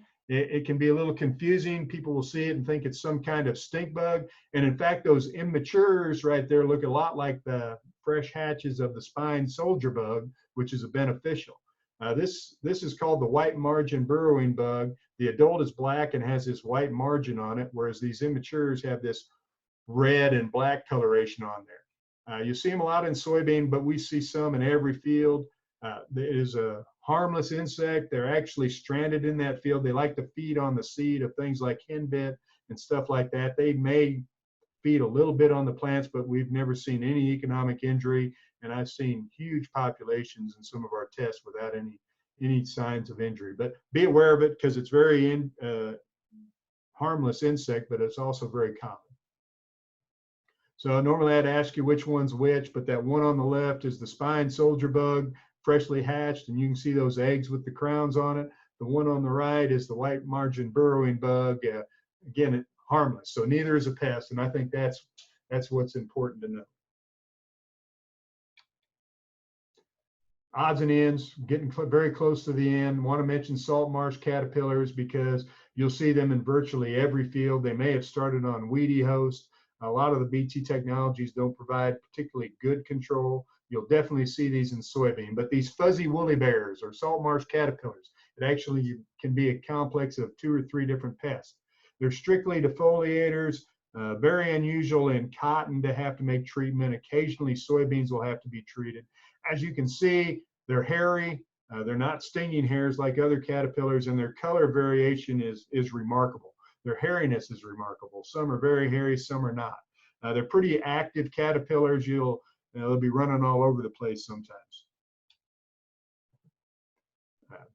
Beginning shortly, we'll start to see Japanese beetles in some of these fields. They feed on a lot of different things, and they prefer soybean or corn silks above or beyond cotton. But it's not uncommon to see clusters of beetles feeding primarily on leaves, sometimes on blooms. It's actually a very pretty invasive beetle that's been in the country for 100 years, has a very copper colored wings with the green thorax and head. Really more of an anomaly and something I've never recommended treatment for, but they do catch your attention because you'll bust a covey of those and you can see that very characteristic feeding that they're starting to do there, skeletonized feeding, which is somewhat reminiscent of beet armyworms, perhaps. It's a famous ornamental pest because it loves to get on blooms of roses and other ornamental plants, and it'll make them ugly, which is not good if you like pretty flowers. This is one that we do need to be aware of. In fact, I visited a field of soybean yesterday that had been replanted because of slugs. They're almost exclusively a seedling pest that cause problems during establishment, particularly in cool, wet years. You see a picture of a slug and its damage there on the left. They're mostly hidden in the daytime unless it's a really cool, cloudy morning, but you'll also find them in cracks and crevices. But the real key thing to look for is if you're unsure, you see these holes in the cotton seedlings and they're not really causing, and you can't find anything. It's the middle of the day and you can't find any reason why those holes are there. Think about slugs. They're going to be hidden in cracks and crevices under the soil residue.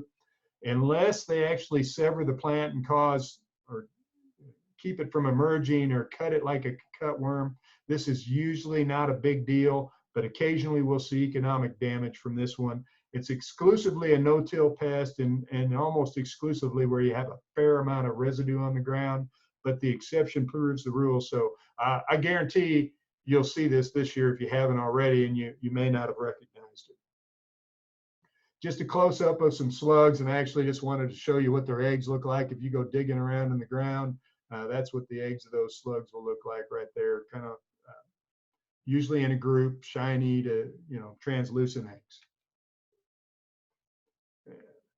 Mention this one because we also see it every year, occasionally at economic levels. Really about the only time I've seen it at significant, substantial levels is when we've got certain cover crops in the field. It's the three-cornered alfalfa hopper, which is a pretty famous soybean insect that doesn't typically affect cotton or infest cotton very often.